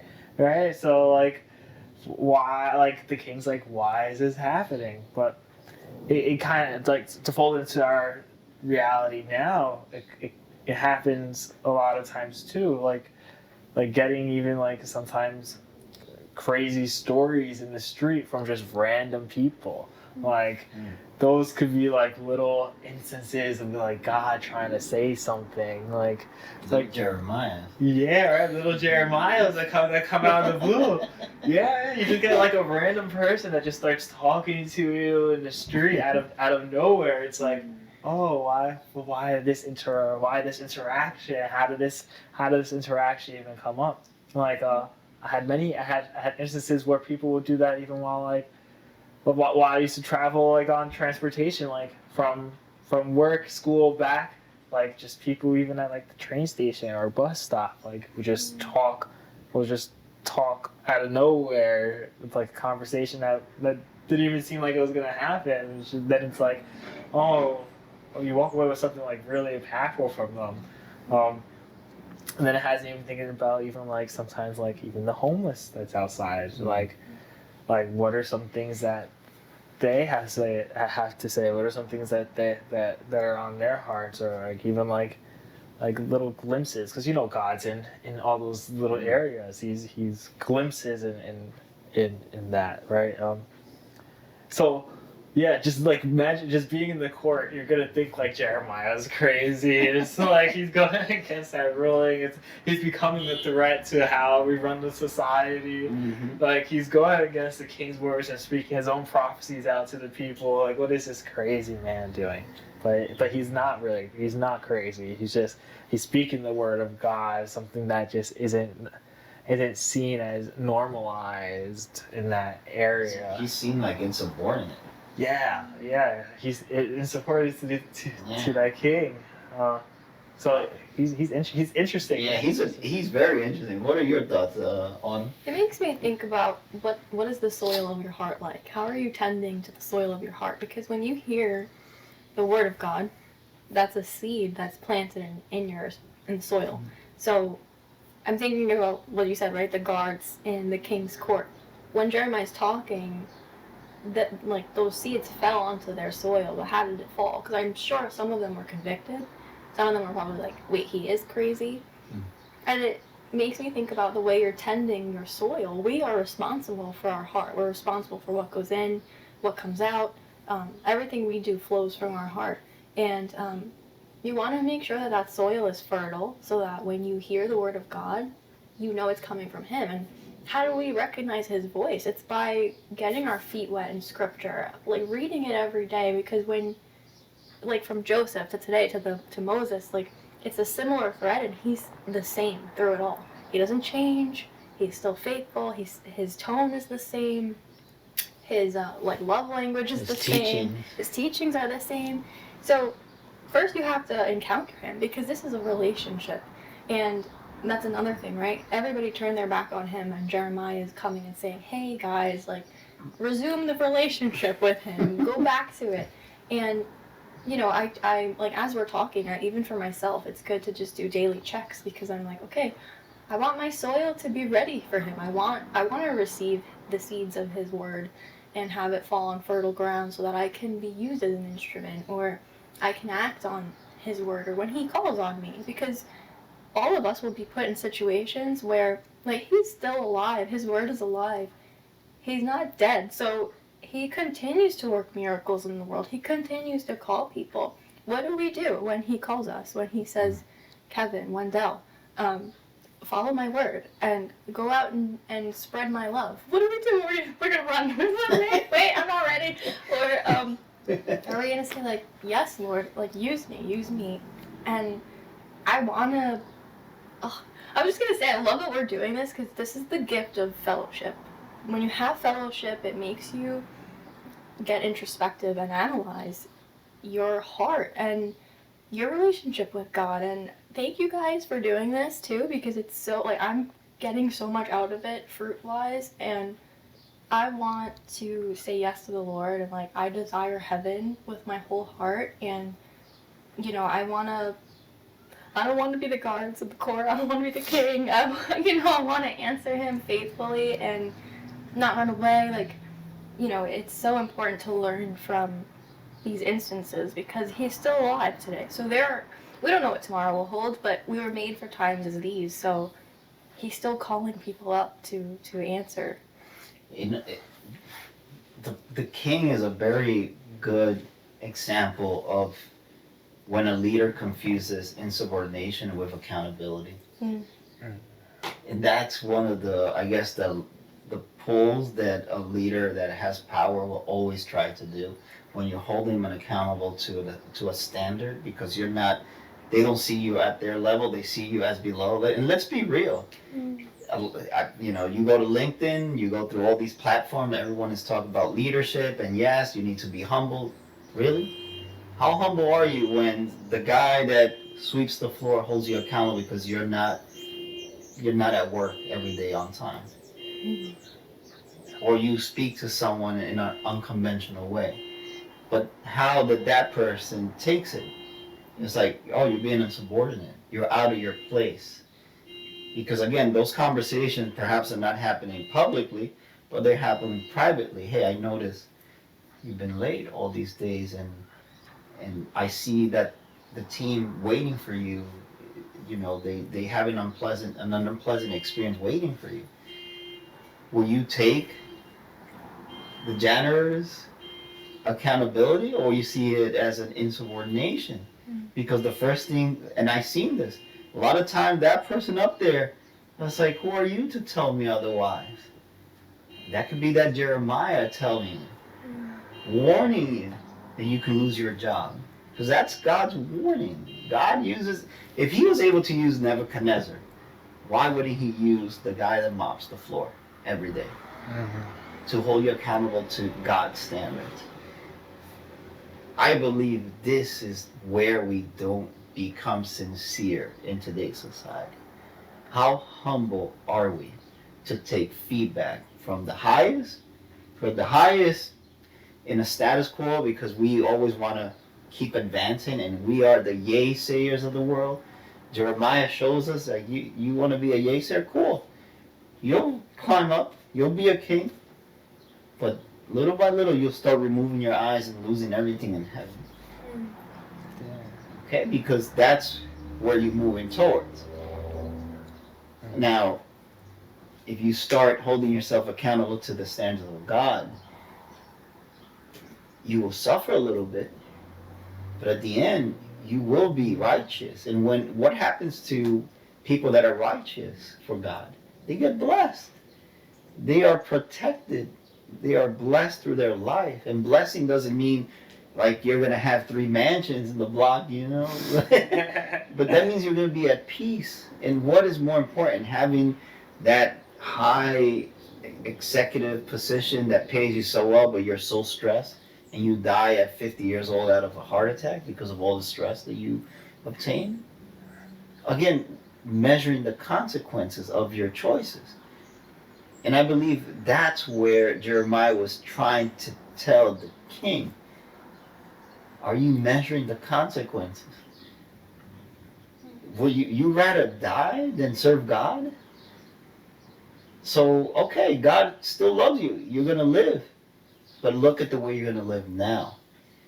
We become slave, and I think that's the message too. You become slave of the power you want, and you become blind, and then you become a slave to it. And being a slave to it means that you will always listen to others than rather having the freedom to choose God loving and guiding your life into peace and harmony and joy. Again, we have to check ourselves. When you're in that leadership position, are you using your power to call those that call upon accountability, and you call them insubordination, and then you retaliate against them? Because Jeremiah reminds us of the constant retaliation against the accountability from somebody that was seen as very low to somebody very high.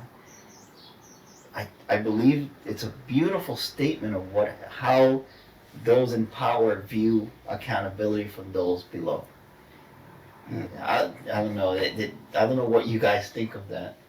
It's beautiful because it's very true. Like those in power, they like with the janitor. It's like sometimes they don't even like take the feedback from the janitor, while the janitor could give them like the best feedback for their team. Like they even know where the janitor comes from. Like it even goes by like it's great because like when you see like the leader, like when bringing the leaders and the janitor, it's like does the leader even say hello to the janitor? Does the leader even have like and it's not even about being humble, it's just even being humane. It's like we're both human and like and it kind of does bring in humility too, because it's like without the janitor sweeping and mopping the floors, it wouldn't be as clean and as beautiful as what it is. Like even like that job in itself is just as important as the job that's up here. It's just as important. It might be like task wise, like physical wise, it might be easier because maybe the guy up here has more responsibilities, but it's still the same importance. Like you still need each other to create a functional environment and a functional team. Like from there, like don't you think people theorize in leadership? A lot of people theorize, but don't follow the practice as much. Because you hear it, right? You hear it. Yeah, leadership is about this, servant leadership and the morals. But then when they go inside and have a management meeting or executive meeting, all they talking about is the numbers and how they're going to obtain the objective. And is that really God's calling? My question is that it's like what is God's calling in business? I think to make the No, you can answer, but to me it's like he's calling that your people are invested to achieve those goals. It's as simple as that. If they're not part of the equation, then they're seen as being subordinates, and you're gonna just be used instead of being invested, of being part of the solution. Yeah, I fully agree with yeah. That's what happens a lot. I could say from my experience in one of those situations. Oh my God.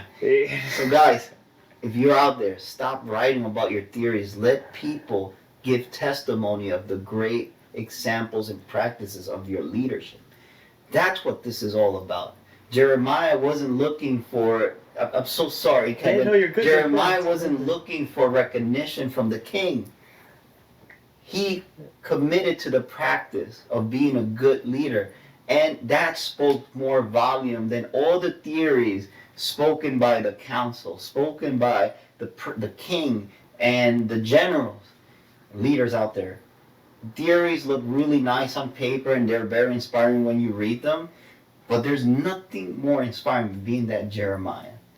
That you practice it and you let others become testimony. People should be writing about the testimonies of their experience with you, as opposed to philosophizing so much about what leadership is all about. Because I believe that's the call for, like, what I'm looking at Jeremiah, I'm looking at, like, how he grew with God, and he became a testimony. Again, Daniel talking about the great prophet Jeremiah said this. So sorry, Kevin. No, That that's was so perfect. rude of me. No, that was good, man. I love that. That was perfect. Yeah, that was amazing. So through my experience, I had two different leaders, right? Um, I had a leader that said, just do what I say and do what I told, and just do what I'm saying. Don't do anything else. And if you're not doing what I'm saying, then it's insubordination. And like, for example, one of my things I was called out for being insubordinate was when the leader told me to pass down a message to another team, but I didn't fully comprehend the message or fully understand the message, and I thought I thought it was like it's extra. It was just extra. It's extra unnecessariness, right? Well, for the task I was supposed to pass down to the other team to do something, like it's extra unnecessary. I don't want to like tell the team like to do this, but if it's not like that, like can they just tell the team? So then they said no and told me to pass it down. So I said, you know what, I'll pass it down. I'll pass it down to the team. I passed it down, and apparently my communication of what was being passed down ended up to be wrong. Because then you're playing a game of telephone, so it's like whenever you play telephone, like there's information that gets lost in between it. Uh, so then the leader then comes back down to me and tells me like, you didn't tell them blah blah blah blah blah. You're being insubordinate for that. I'm like, no, like that's why I asked you, just tell them the message. Like it's not. It just takes 2 seconds. Like I knew something was gonna like happen between, and it's like, oh come on now, just give them the message. And How hard could that be? Yeah, right. It takes like 2 seconds, and it's like, okay, like the team ready, like from the other side, like they didn't really care about what I would tell them to do, or like not telling them to do, but like tasking that down, right? And they didn't care about that, so it's like already coming out of my mouth down to the team. It's like they're gonna push it to the side, just outside of that. And messages are also left for interpretations too. Yeah, right. Because what the person is telling you, they can imagine one thing, but you're imagining that the message means something else because it's a matter of perspectives too. Yeah, 100%. So that leader just kept calling me a subordinate from that, and then even on different task levels, like I would bring up things to them like, oh, this could be done in this way. Oh, this could help out the team in this, and it'll help out the team from this, and this is why this system isn't helping out the team and actually causing us more work, right? So. But even God teaches us through Jeremiah, because Jeremiah was being insubordinate at the beginning, how to treat insubordination with mercy and keep calling. Because remember, at the beginning he was questioning these things. But what does God does in that moment? He doesn't say, "Well, you've been unsubordinate, now you're getting a write up right now." It's like maybe Jeremiah wasn't understanding what was at risk. Mm-hmm. I don't know. I'll pass the ball to Autumn at this point. Oh wait, I'm gonna say one more No, thing. go ahead, Sorry. go ahead. Yeah, and I had a amazing leader that showed me different paths. Wendell, he showed me so many great paths. He ran on his own, guys. No. Wendell taught me so many great things. Like he has brought me to understand leadership in new ways. It's not about power leadership. It's about growing people, empowering people around you. And Wendell showed me how to be humble and to be and how to be a follower to then become a leader, because if you don't understand what it means to follow, how will you understand what it means to lead the followers?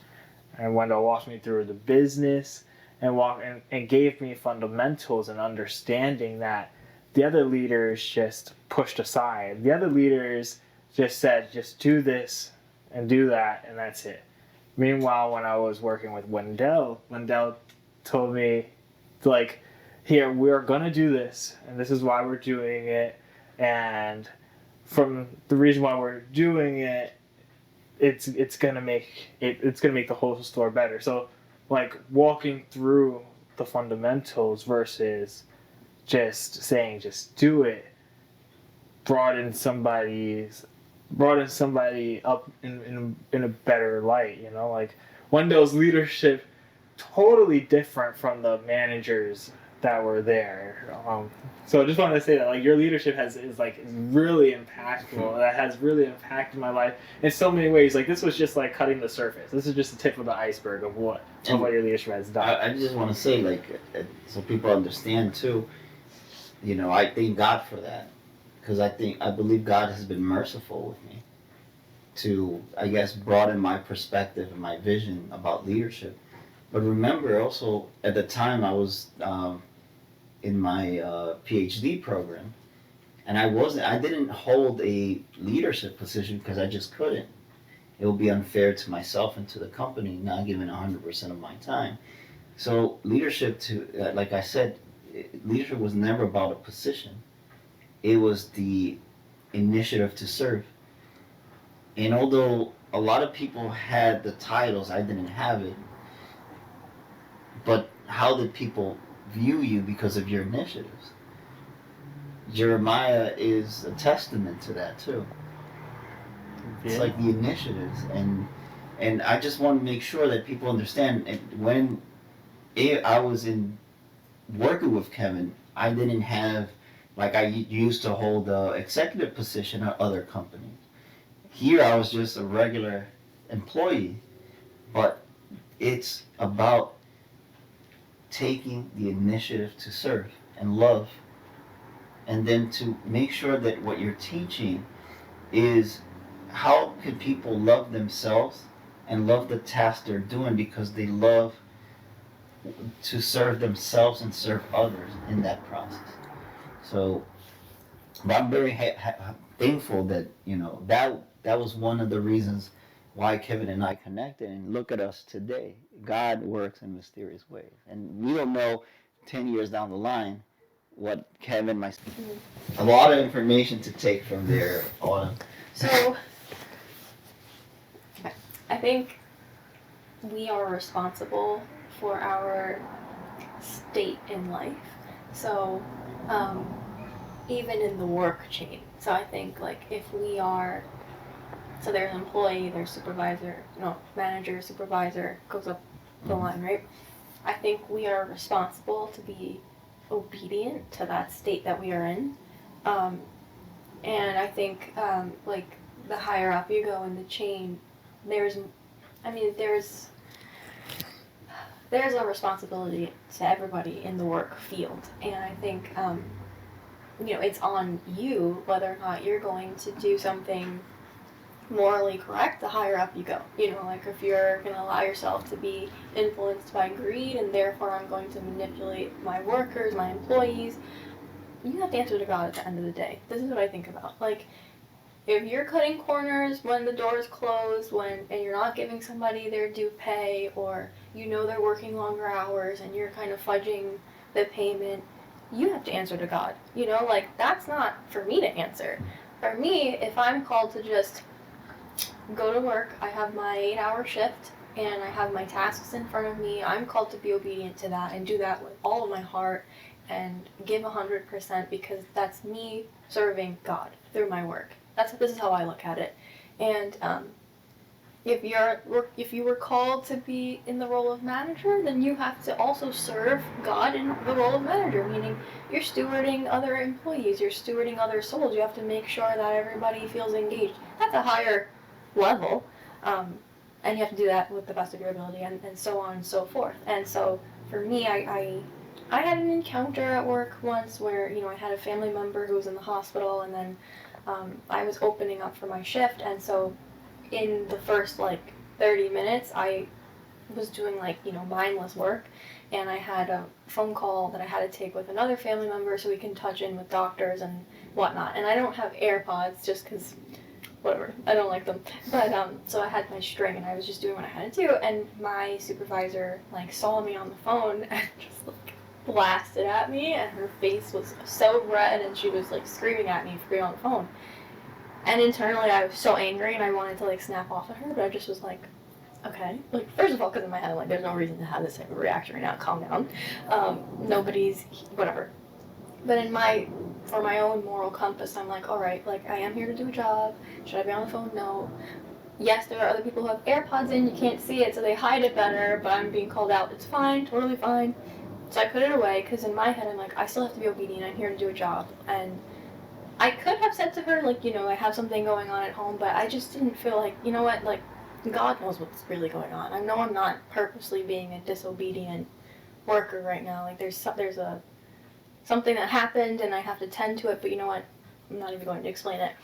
And I think, like, in that setting, did she have to pop off on me like that? No. But that's for her to analyze in her own way of managing, supervising down the line. And for me, in my reaction, I knew, like, well, I'm called to just show up, do my best, do 100%, and if that's my correction, I'll accept it for right now and do better and just keep going on along my day. Which, you know, I probably have a differing opinion from other people, but because at the end of the day, I do know, like, all right, maybe I shouldn't have been on the phone, and if I'm being corrected, I have to accept the correction. And it's difficult, I'm not gonna lie, it's very difficult, because there are other people who walk around, they have their AirPods on, nobody says anything, but to each their own. I know, like, if I was corrected, then that's me having to take accountability to God and say, like, all right, like, I will do better, but it's frustrating, because a lot of people, when the eyes are not on them, they cut corners, and it gets me very upset, but what brings me solace is that we all have to take accountability one day, and our judgment. And nothing gets past God. Like, that's also something I got from Jeremiah. You can't outsmart God. He sees it all, and he takes account of it. Because whether we like it or not, our actions have a rippling effect on people. And that's something that we will learn at the end of time, too. Like, how did our certain actions affect others?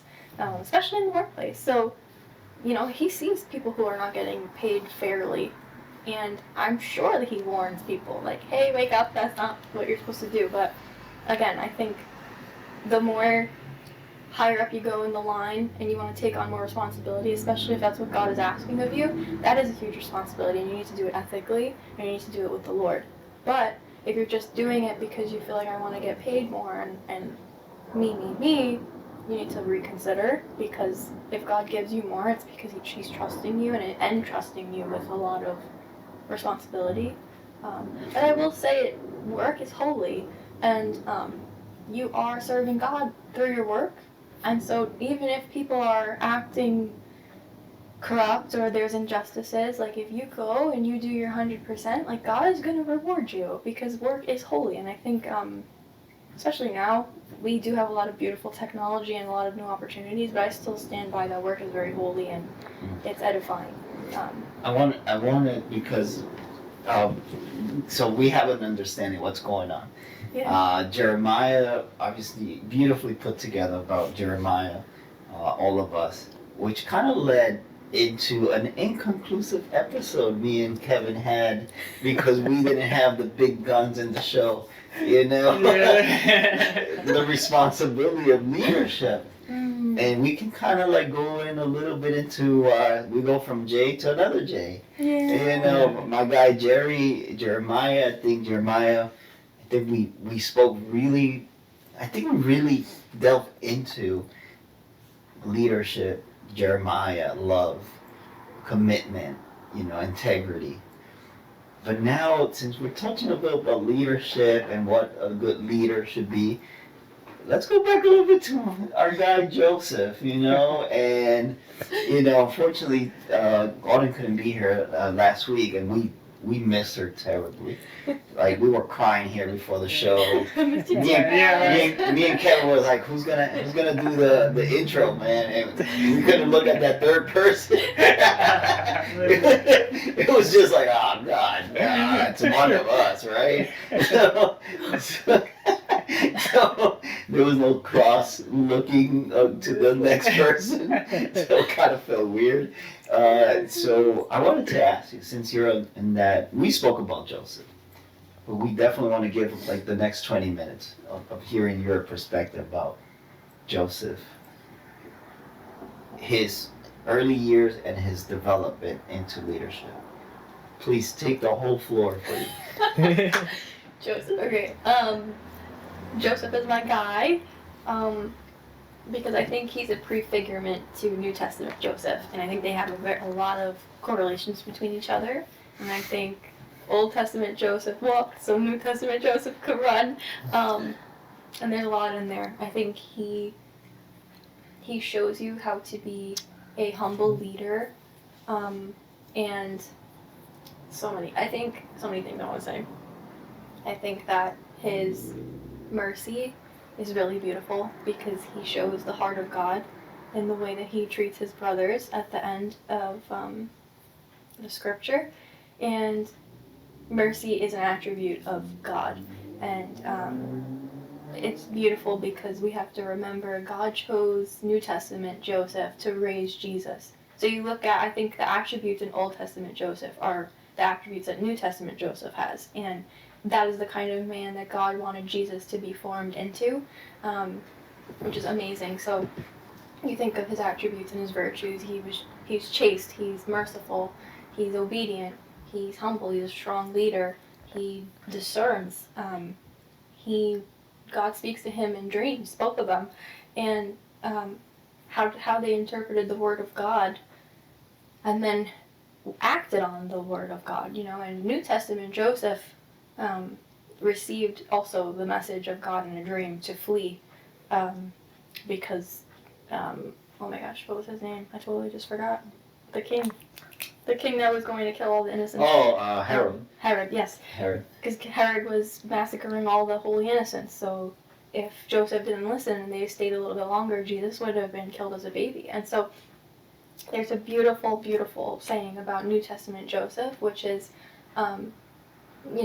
Joseph is the only one, like Jesus saved us from our sins, and Joseph's the one who saved Jesus. And I love that because I'm like, oh, Joseph is the man, he's the guy, like they're so right. And he saved Jesus by being obedient to the word of God. So Old Testament Joseph, incredible too. And do you think it was a high price to, like, for example, he had to endure so much to save millions of people? You can start, if you want, at how Jacob started to educate him. Because he was treated differently than the other brothers. Mm-hmm. Wait, hold on. I wrote my notes down from this. Let's go! The notes! Ooh, you know one thing I love about Autumn? She's always prepared. Yeah, the questions she had yesterday, like remember our friend the Kim is David was like,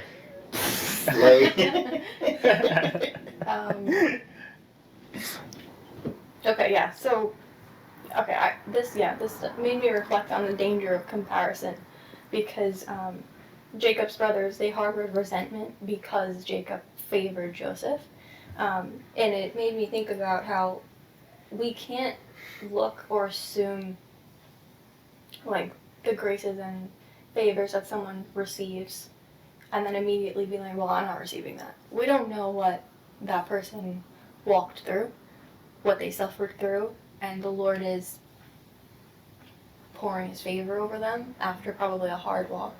And it just reminds me of the danger of envy and comparison, because the devil likes to do that a lot. He likes to whisper in our ears, well, you're not getting that, why aren't you getting that? And to be content with what we have. That's something that his brothers didn't have. They were very much, again, with the power and wanting to be favored and authority, but Joseph was favored because he was obedient to his father's word, and he loved God.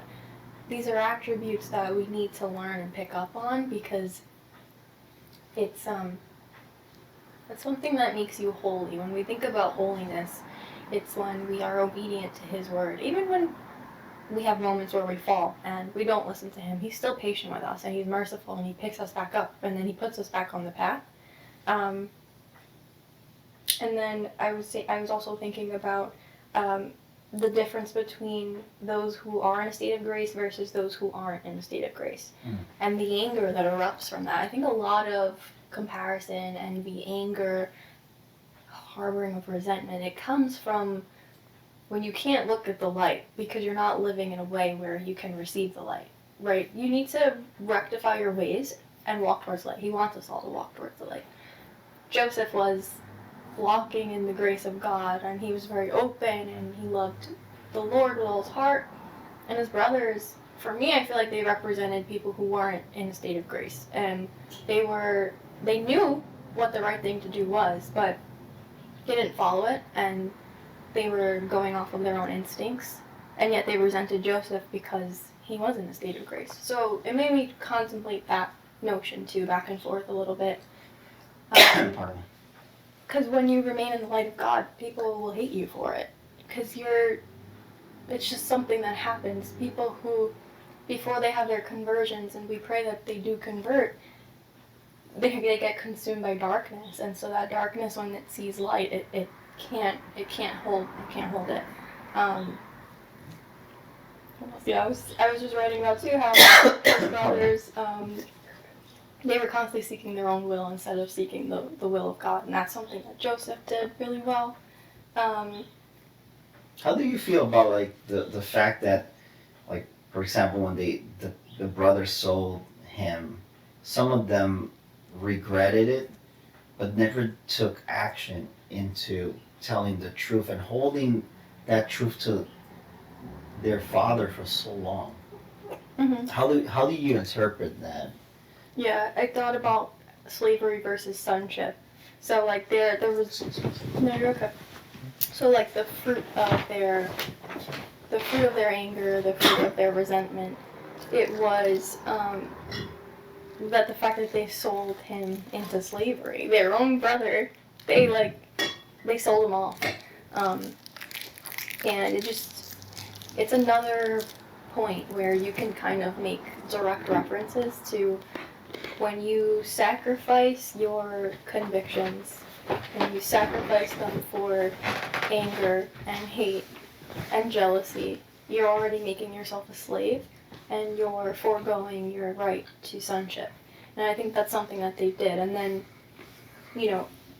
God constantly is very gently encouraging us to repent of our sins, and I think that's something the brothers must have experienced. They felt that calling to confess to Jacob and tell him hey, we sold Joseph into slavery, he didn't die, but they didn't. And I think that's how you train your conscience and yourself to resist the callings of God, because people do it every day. It's easy to just train yourself oh, I hear God, but I'm not going to do what you're asking me to do because it's going to cost a lot. Versus Joseph, when you hear the word of God, you answer. So that's something, that I was thinking about too. Yeah, because we were talking a lot about how we can't see the bigger picture in Joseph's story. If you're Joseph, although you have these dreams, you can't see the bigger picture because you're going through so much suffering, being a slave unfairly. Then I believe perhaps one of the good things that happens to him is his relationship with Pontifex. What are your thoughts about Pontifex? Well, that's what. Okay, I think because Joseph was sold into slavery unwillingly, he didn't, God was helping him the whole way, and so by him sending this person to him, they end up developing a friendship, but I think he wasn't supposed to be there, and God constantly tries to get you out of situations that you end up in. He'll send people around you to not mentor you, but to be guides with you, to guide you out of where you are. But then Kevin had brought up a good point where he was saying maybe he was meant to be in Egypt, which made me think about, we don't know what the will of God is, and me and Kevin were talking, and he said, well, maybe that was his will because he helped them get through the famine. So, it was always his will to end up in Egypt. I was like, wait, that's so true. We don't know why certain sufferings come to us. And God, he'll use us as instruments, but we can't try to pinhole exactly what his will is. It's so interesting. So I still think about what you had said about that. What are your thoughts about, like, because in part of that, of his suffering is also the rape that he's accused of, and he had a perspective of what rape looked like with his sister when he was young. I don't know if you remember that part of the story, when the brothers, take hands on their own. Yeah. And then he's accused of rape, and he views it as the lowest. What are your thoughts about that, about Joseph's way of thinking? Like why he thought it was bad, or? No, like, for example, he experienced rape from seeing his sister being raped, and then he's accused, even though he's a fair guy, like I believe he loved Pontiphar. He loved him because although he wasn't perfect, but he was probably trying to be fair without knowing God. So there was a good person in there. And then suddenly he's called to, he's been accused of betraying his master upon rape. And then Pontiphar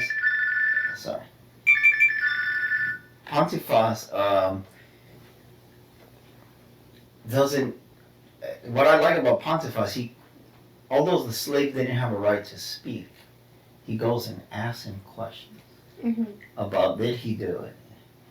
So that's my question to you, like, when Joseph is in this position, what do you think is going through his mind? Like, why? Like, now being accused of this, it's like... I'm not sure if you guys have read the Chronicles of Narnia, but there's a part where Lucy, like, she's saying, I went to Narnia, right? So then the sister Susan and the other brothers, they're like, oh, she's crazy, like, she's saying she went to Narnia, and the professor sits down and he says, well, is she prone to lying? And they're like, no. And they're like, so then why would you guys consider her to be a liar if she's never given a reason to lie? And they're like, oh, wait, that's actually true. And I love that reasoning, because so here with Joseph, he never was prone, like, he didn't give a reason to come off as a liar, or his faith precedes him. Sorry. So, like, his love for God, for truth, for mercy, for fairness walked before him, and that's why I think he gave him the room to speak and clarify for himself. And that's why I love that question, like, well, are we living in a way where people know us by our fruits and by our actions, that we love God? Are we people who, because we are the image of God, and especially as Christians, are we living in a way where people will look at us and say, okay, she's a woman of God, or he's a man of God? And that's the part I love about Joseph in that particular scene, because the master knew, this doesn't sound like Joseph. I'm going to go ask him. And then, he speaks, and, and then even though the wife's, like, bitterness, where, like, you're trying to tempt this man, you're about to sin against your husband, and then the viciousness to, like, stage such a lie on Joseph, it shows the state of the heart and what anger can make you do. When Joseph is just. Joseph's just. I love him. Kevs, what you got on? Oh, some questions. Okay, some questions for her. Okay. What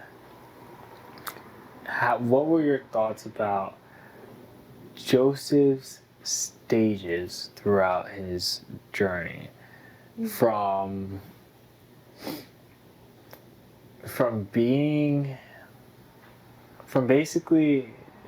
his calling being a dream, up to his lowest moments being thrown into slavery, up into his climbing up with Pontiphar, then becoming a lead in one of the prisons, and then becoming a ruler of Egypt underneath Pharaoh. Like, what are your thoughts on his his high to low to medium to high. He was a prodigal son. Yes. Interesting. Hold on, sorry. That's a deep That is a question good too. question, I know.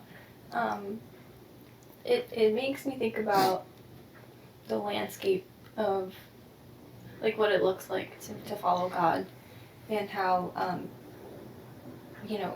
unfair things can happen to you, and like I think what you were saying earlier, Wendell, too, like when you're following God and He's on your side, it doesn't always mean that people won't come against you.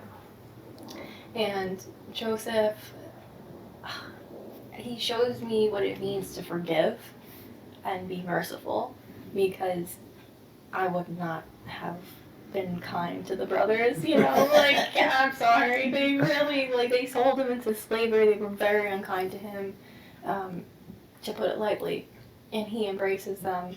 I think forgiveness is tough because it forces us to, forgiveness is not an emotion, forgiveness is an action, and you forgive so that you release yourself from the heart, from the backup of resentment, because resentment is like a noose, it hangs us, it doesn't hang the person, and we're the ones who constantly have to relive what happened in our minds. Joseph could have easily have done that. He could have constantly said, over the years of him being in the prisons, they sold me off to slavery, wait till I get my hands on them, and he could have been so angry, and he didn't. And so much so, he rose up to the ranks where, Pharaoh turned to him to help him decipher these dreams, and he got them through the famine. And you can't do that. There's no space, I think, for God to work in you if you harbor unforgiveness.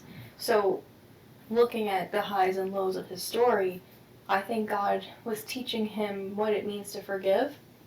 And then that's an attribute that, when we flash forward, Jesus is forgiving. He forgives, and that's all that he talks about.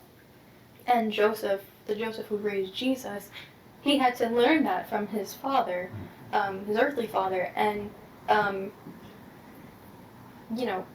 the merciful imprint had to be imprinted on Jesus' heart, because think about that. Of all the men in the world, God chose New Testament Joseph to raise Jesus, and he honestly has all of the attributes and virtues of Old Testament Joseph. He was humble. He was a carpenter. He was a carpenter, and he didn't have much, and he taught Jesus how to be a carpenter.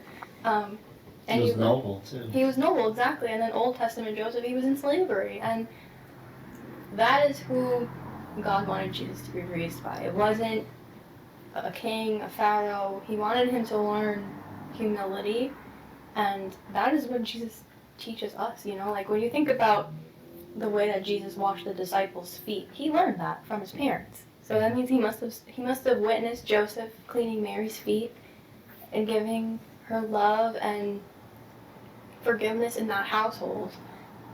And that's why, he came out, and that's what he was teaching. I have a question, because we're going almost into honoring, and Joseph and the brothers, they honor their father Jacob in different ways. Yeah, that's why there's honor your father and your mother and your father. How do you view that? Because you have the good blueprint in how you should honor your father with Joseph, and then you have on the other hand the things you shouldn't do as a son, because you got to remember Joseph. I believe Jacob said to his brothers Joseph was going to be the one to follow and take everything. Yeah. What are your take about that? Yeah. And the reason why he was going to give it all to Joseph is because he stayed loyal and obedient to God's word, and also Jacob's teachings. The brothers, when the sister gets raped, they take up their sword and they go to start killing. And then you have the other two, I forgot what they did, but they did something where they thought it would be best in their own line of sight. Yeah. we are called to be obedient, and obedience requires us to lower our pride, leave it at the door, and come humbly with our hands open. And it rubs people the wrong way to hear that, because there's a vulnerability to it. And I love Joseph because, I don't know, he was just so honest and open, and very, he just had an eagerness for the Lord. And the brothers, they did not have that.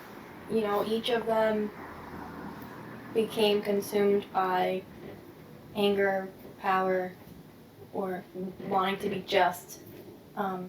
They also, I think, resented him because he was the youngest son and he loved the mom more, and so there was like that own resentment. That's another story I'll get into. But yeah, I think to honor your mother and your father, okay, you're honoring God by honoring them.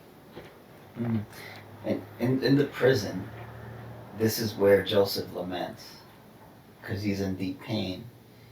He was maybe a little comfortable with Pontifex and running his business, but let's not forget how everything Joseph touched multiplied. Yeah. Like, he had that hand, like, we'll have Joseph administer our resources here at the walk-in ethics guild. We'll make it very fruitful. But it teaches us, like, Joseph has a moment of lamentation, and he plants a little tree, a little,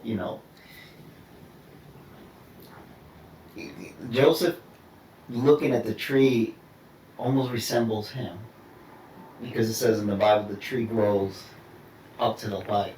Yeah. And do you believe God was like, you are that tree? You are going to reach me, the light? In the midst of all of this obscurity? I know it sounds so redundant because I keep saying it today, but that's what happens. Like, that's the fruit of your love and your fidelity. I think when it's so, I'll speak for myself, but it's so easy to go about life and forget what is the fruit of what you're doing, right? What is the fruit of our fellowship? It could be like, are we making money from this, or is it that we walk away at the end of the day and say like, wow, I learned so much today. I learned so much, and I got to hear different perspectives and their own meditations on what God is putting in their heart. That is the fruit of what we're doing. And the more that you give your heart to God, the more fruit comes from it. The reason that the brothers didn't have good fruit is because first of all, they were lying to their dad. They said, hey, Joseph died. But really, it was our fault. And then nothing they were doing was bearing good fruit. Because they were lying, they were concealing, you live in darkness, and that's what happens. Your fruit dies off. And I forget, but Jesus talks about that with the vine and the branches, And then with Joseph, he loved God. He was so open. He went into slavery, and yet he wasn't bitter. So his fruit just kept multiplying.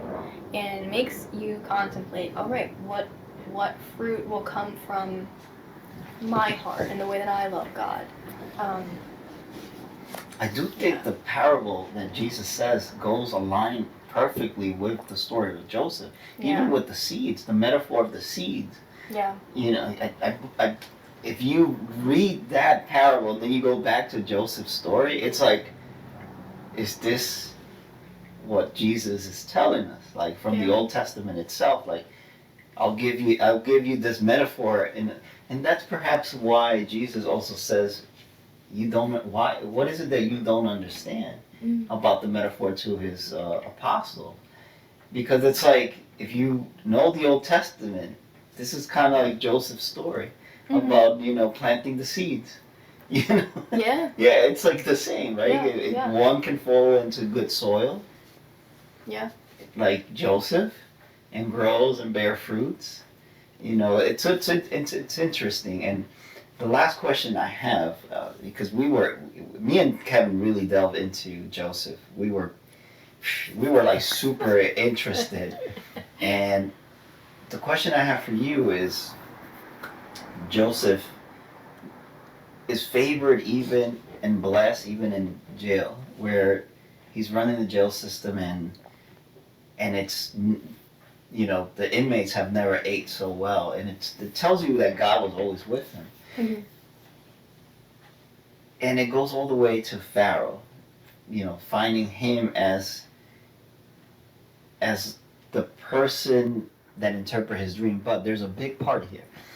Pharaoh asks, "What should we do?" This is what I wanted to ask you. Through all that experience, do you believe that's what God prepared him to give the solution? He gave the solution that was something simple. What are your thoughts about that? The preparation to that answer to Pharaoh. Mm. Yeah, I think so, because he was the only one who could decipher the dream, and God knew that there was a famine heading there, and whereas, like, and Kevin made me realize this, but, like, the whole point of him going into slavery was that so he could help and assist Pharaoh, which is so interesting, right? Because you wouldn't think, like, oh, going into slavery would be helpful, but it is a preparation. That's why it's really hard. That's why we shouldn't condemn the crosses we bear, because we don't know why we're carrying them, or what the fruit is going to be from that. Because 9 times out of 10, it's always for our own betterment, even if we can't see it in the immediacy of the now. But further on, it's always for our greater good. And I think it's easy for us to forget what the greater good is. Joseph always knew what the greater good was. Interesting. And then, last but not least, the brothers, he sees them. He does feel some sort of emotion about it. But, he goes back to God and pray. And remember we spoke about having a good companion? Yeah. And he has a wife that tells him, those are your brothers. Because he's struggling. He's battling that emotion. And his wife kind of gives him a little clarity about, like, show mercy. Because you have shown mercy through your own behavior all the time. So, how do you think that encounter to forgive his brother Simeon was the one that wanted to kill him specifically? How do you think that transcended when he saw him, he apprehended him, and then he probably decided, like, he's my brother regardless, and I love him. Because Simeon does mention, I believe, that he said, we already killed one brother, how can we... It's almost like Joseph listened that he finally learned the lesson. What are your thoughts about that? Especially when they didn't want to bring Benjamin. They was like, no, take me. They were offering themselves. Yeah. I think it's miraculous is a great word for it. It's miraculous what happens when you open your heart to God, because I love that he was wrestling with it. What do I just like? And you would assume that he would wrestle with it. But ultimately, for his choice of mercy, it's miraculous what happens when you allow yourself to forgive. And the only way I can describe it, because personally I've had to do it too, it's this light feeling where you're like, oh, the bricks are off my back, and I can, like, move my arms around and be free. And the fact that he allowed himself to listen to God's urgings. I'm sure deep in the heart of Joseph, right, that wrestle and God was so necessary, and God prevails in the end, right? The kingdom of heaven prevails. Anytime somebody forgives is an act of heaven prevailing. And when you do it, you're not saying, hey, what you did, like, what the action they did was wrong, 100%, and we know why they did it. But to forgive and say, I'm not going to let this consume me anymore. You have to live with the debt of what you've done. But I'm going to clear that debt in my heart, because I want to live in God's grace. And if I sin going forward, I don't want someone to hold it against me. And it's a beautiful example of that. Because at the end of the day, Joseph always knew they were brothers and treated them like brothers. They didn't treat him with that same respect. But then when they saw him in a line of power, they were like, oh my gosh, wait. Then, like, the roles reversed, they changed their mind. They're like, oh, he's gonna... who knew? Maybe they thought he was gonna keep them in slavery. But even the act of being forgiven is miraculous. Mm. And I'm sure we've all been in situations where we've had to be forgiven. And even that, when you witness an act of mercy in person, it brings you to tears because you're like, you don't have to actually forgive me. You can go the rest of your life hating me, but you choose to forgive, and that's beautiful. That's the heart of God in both cases. I love your explanation, and well, thank you for giving us your opinion about and your concept about Joseph. I believe Joseph. Joseph is so important in the not only in the Bible, but when he dies, and the Israelites are moving from Egypt. It's so important that they even take his remains with them, because he's part of such a great story about what it is to be aligned with God's mercy and love. And that's what I believe we learn. Go I ahead. have a question for you guys, because I wanted to ask you guys this in person, but Is Kevin perfect? Yes. Wait, so I don't know if you guys talked about it that day, but can you share a Technicolor coat moment in your life? Oh. Did you guys talk about it? No. I don't think we did. That was the only question. Yeah, that was the only question I think we didn't touch. Ooh, okay, yeah. Oh, so So it's Technicolor. a moment where you felt God's love wrap around you. Oh. Yeah, right. Literally. That's it, bro. Like, literally, when I met her, when we first saw each other, I was like, you see? wow, yeah. No, it's It was at true. the park. It is. You didn't see the after credits of Joseph, me and Kevin. Yeah, Go ahead, Kevin, let her know. Literally. She's blushing, guys, by the way. I Just so felt, you know. yeah, I felt God's love with you around 100%. Like talking at the park, that was such an amazing thing. When meeting each other, like it was like a big wrath of warmth, like you're an answer from a prayer. Like that was like God's gift that went down. So that was amazing. It was definitely you, 100%, 100%. You see? Praise God, that's so beautiful. Yeah. How about you, Wendell? Me, my moment, I would say, was where I found God, where I found my walk with God. And I remember it was in a small, I wouldn't even say it was a church, it was just a room. And I was invited by a person that played an instrument in this Christian place, and I was being punished because I had an issue in the military, an altercation. So I was put in, like, I would say like it would be like a jail for people that behave wrong. All right, so I was put there, and I was going through a divorce. I just knew about, like, this person was gonna go to another state with my daughter, and I couldn't communicate. I couldn't do anything, and I felt destroyed inside. So I started just to work out with a good friend that I hope that I'm able to contact soon, and this guy by last name Martel was like, hey, you should come here and we play instruments and all that. And so he takes me there, and I was the only non-African American in that place, but I was so welcome. I never felt out of place, and neither they felt that I was as intrusive. And there was this guy, Pastor Smith, that had the heaviest accent, and the walls of Jericho. I loved it. And there was harmony and joy and peace, and that's how I met God, and I met Jesus, and I started to understand that I was able to forgive the mother of my child. When I came out, I was like, I never even thought about it.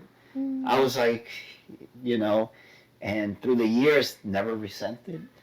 Wow. Because I was able to, when I met Jesus, able to put that to the side. And I was like, I had that moment in my life, and I was filled with love. And when I would work out, and I saw the other brothers, it's like, hey, what's going on? It's like it was, it was beautiful that in the darkest place where you think that you will get more, you need to be more eyes open and careful about the environment, is where I felt the most protected, almost like Joseph in the jail, administering. I wasn't administering anything, but I was just an apprentice, on the rise to make sure that one day this could probably take place. This is probably my Joseph moment, like what we're doing today. And God knows where could we go from here. And I hope, even if it's small, it doesn't matter, we're serving the Lord. And I believe that's the question that you asked, is like, I don't know what the future has ahead for us, but I can tell you the present looks beautiful.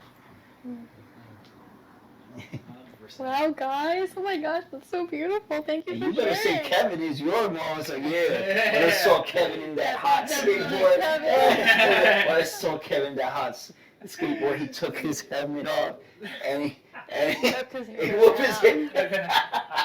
Like on Legends of the Fall, Brad Pitt moment, long hair. One of those shampoo commercials. It's like, by the way, Kevin, you had long hair back then, right? Yeah. Like kind of long. You had long hair back then. We were twinning. Oh, man. It's like, you heard it, guys. Autumn's moment is the first time she saw Kevin in that Zoom meeting. She was like, Yeah. Oh my gosh, that's so funny. So, Autumn, Yes. it's your turn to tell us. Oh, Yeah, what we're going to be talking about. Oh, wait, we didn't hear her technical moment. Yeah. Oh. It's Kevin, bro. Yeah, true. We don't need it. Yeah, facts. We got it. We got it. I'll answer that whenever you ask, like, Kevin. Yep, that's perfect. Kevin. Kevin. No, messing with you. Go ahead, Autumn. Go ahead, Autumn. I'm just messing with you. My Technicolor quote moment was when, I couldn't understand that God the Father was good, and when I discovered him and he really broke into my heart and my life, understanding my identity as a beloved daughter really changed the course of my life. And there's a time where I didn't understand that and I didn't believe it. And when I tell you, he pursued me and he really wanted that healed in me, and for me to live in that truth that I am his beloved daughter and he's my father and he's good, it changed everything. That's yeah. And then it's Kevin. Okay, God always number one, guys. Like we can't battle that one. Yeah. Kevin second place. And I have it in slow mo. The summer's in just right. Hair's blowing in the wind. I'm Kevin. Hi, with a British accent, right? Ta-ta.